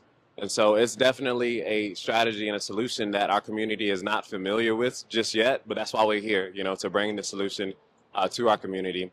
And so aside from that, if anybody's into investing with platforms like Fidelity, we're also able to create tax-exempt business accounts with Fidelity. Yes, you heard that correctly. You're not going to have to pay any more capital gains on any of your profits, you know, with trading on the stock markets and things of that nature. And so aside from that, we also do property tax exemption. And so we have a lot to offer, and love for y'all to learn more about what we have to offer, and y'all can do so by visiting the website, heritageonlymatters.org or heritageonlymatters.com. And the last thing that I need to tell you about as well is, like, how are we able to do this tax exemption? I'm about to ask you that. Like, you want to ask or I want to? Like, how would you mean, bro? Like, for the Fidelity expense specifically, how does that work? Why does Fidelity have to abide by? You know, I guess they do got to abide by the laws, but how is that possible to where you don't have to pay capital gains? I'm not doubting anything you're saying. I just asking it so you can answer it. Yeah, that's a great question, man. With Fidelity being a brokerage platform, you have 2 options of being able to set up an account there. And the first common option is using your personal social security number. They also have accounts for business accounts. And so, as I mentioned earlier, we do tax-exempt business registrations where we have 7 different types of entities that we can create and form for you, where we provide you everything that you need to open up your bank account. We provide your articles, the EIN number, and then we do the registration for you. So it's registered in, and this is the context that's needed. How we're able to do this is that we're part of a federally recognized Black tribal government that's been in operation since 2006, 2007. And so all of the EIN numbers that are registered in our tribal jurisdiction on the IRS system are automatically classified as tax-exempt tribal entity. And that's based on United States Constitutional Clause, Article 1, Section 2, Clause 3, which deals with taxes and who's exempt. And so the other missing piece here, because that section deals with who's exempt and it says Indians. And so the missing piece here is our heritage. Many of us were taught and believe that all of our ancestors were brought here from Africa, but a lot of us have been waking up and doing our genealogy and finding out that looking on the census rolls, a lot of our ancestors are listed on the Dawes rolls and things of this nature, being listed as Blackfoot, Cherokee, and Choctaw, and so forth. And so the narrative is that we were all brought here, but the greater truth is that many of our ancestors were already here. We were just reclassified as from Indian to Negro to colored to your modern day African American. And so that's a part of the mission that we're on, which is a mission of educational awareness about our heritage. And we encourage everybody to, you know, do your genealogy at least and things of that nature. I have a question about it though. It's not a pushback or anything, but what's stopping the government from, like, why is the government, why are they letting this happen, or like, why aren't they stopping this? It's not a loophole. It's actually the rightful thing to do and allow us to do, but why aren't they blocking this from happening? Or are they trying to, and there's something that's like the Constitution or something that's making them, like, you got any reason why they're not blocking this from happening? Yeah, so the biggest thing they've been doing this entire time to keep this from happening is keeping us ignorant. You know, they're not allowing us to be educated properly. We've been subject to the institution of colonization for 400 years, so our educational experiences has been limited to what our colonizers have been giving us. Right. But so that's how they've been stopping us, because us not knowing who we are allows them to have so much economic power. Absolutely, and yeah. you know, things of that nature. Yeah. So Okay, understood. Where can people tap in to for all of these services, all of these type of services? Like, where could they tap in, and what's the cost of something like this? Oh yeah, so you can tap in and learn more about our services that we offer on our website at heritageonlymatters.com. And right now, our services are, let's just say, pretty cheap. Okay. For a tax-exempt business registration, we provide everything that you need in 72 hours. That's your EIN, your articles, your IRS master file, and all of that's only going to cost you for $400. Could somebody take an existing business and transfer it into a tax-exempt business? Absolutely. And the only nuanced question that we have for pre-existing business owners is for those who have business credit established, and there's an answer for that. We can keep your business credit. You would just need to get another EIN number with your business name so that it would now be classified as tax exempt by the IRS. Wow. It's some valuable information, y'all. Tap in with the bro. He let y'all know where to find him. Did you give him your Instagram yet? Oh, yeah. The Instagram is VesselJael, and that's VESSELJAEL. And the preferred way for them to contact you is? Oh, yeah. So if you want to talk about tax exemption, just send us book a consultation on the site, or send us an email, a direct email, and we'll have our team ready to answer your questions. Fire. It's some powerful information. That's why InvestFest is the most dangerous thing happening. Yo, this is crazy, bro. 25,000 people, like minds, people that look like us, giving information to each other, not gatekeeping the, feel me? There's a lot of people that like to gatekeep the plug and the information, bro. And I respect the ones that don't and give it to the people. And not, feel me? That's something that some people that may be greedy might charge thousands and thousands of dollars for. Like, it seems affordable and doable. So I respect it, bro. Yeah, you're right. Thank you for coming on the platform. Thank you for having me, brother. It's an honor. Of course. Word. InvestFest 2025. My bro, he here. Let's go. Let's go. We're on InvestFest 2025. Yo. Said that right? InvestFest 2025, RAPDILLZ Stage. I'm here with my bro, Legacy. What's good? The artist. Yeah. Talk to the people about your artwork and what you do. What's good? Most people know me as Legacy. If you've been rocking with me for a long time, you know me as Legacy. You know, when I was touring with Mac Miller, doing shows with Juicy J, Meek Mills, Nas, Wale. You know, like the list continues.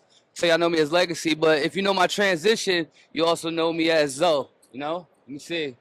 We got the Zoe on the chain. Okay. They call me Zoe Maurice. Oh, okay. I had to switch my name because when you type in Legacy, so many legacies around the world come up. But when you building a brand, you know, you want to just pop up automatically. You want to stand out. So my name is Alonzo Maurice Dennis. That's my government. So I put the two names together, Zoe and Maurice, and now they call me Zoe Maurice. Oh, okay. Dope. What type of music would you say you make? Like, and it's okay if you say everything, but what's your forte? Well, you do the best.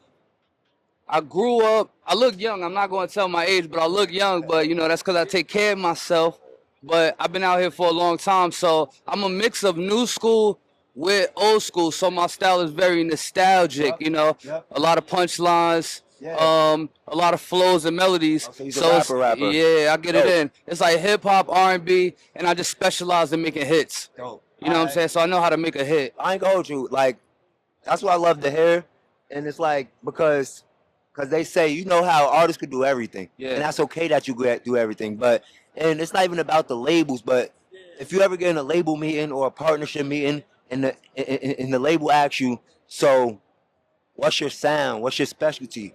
Who could we market to? Who's your target audience? And the artists say everything, they almost hate to hear that. Exactly. Because they don't know who to, like, what resources to tap in when you say everything. But if you say, I'm on the commercial side and I make hits, I'm on the bar side, I make music for the woman, that's what they want to hear, and that's how they can help you win. Exactly. So I'm glad you said something specific, like, I'm a hit maker. So, like, and there's nothing wrong with that. That's how you get to the bag. So you about to be in arenas and that type of, so they know with them how to market you. You feel me? I got a very unique sound. Like, okay, they say I remind them a little bit of LL Cool J because I really cater to the women's at times.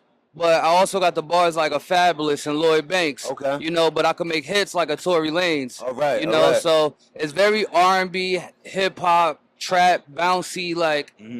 And so, I get the party started. So you've been doing this for a minute. So you got a fast catalog on the streaming services. Yeah, I got a lot of a few albums. Yep, I got a few albums. I'm recording an album right now in September. Okay. Setting up a tour right now. Yeah, we just want to come up, man. Me and my brother started a record label, and we just been grinding together for a long time. So I got two brothers that run with me all the time. We hit the stages together. We do everything together. Me and my brother. We like the Wright brothers. Fire. Yeah. So just let the people know where they can find you on Instagram, social media. You can find me Not as even just Instagram. My bad. yeah, everywhere. But you know, just type in Zo Maurice. If you type in Zo Maurice, I pop everywhere. Spell it out for them. ZOMORESE. Zo Maurice. ZOMORESE. Let's get it. And you heard it here. RAPDILLZ Network, InvestFest. Yeah, man. Locked in. Keep grinding, y'all. Good Keep shit, grinding. brother. For sure.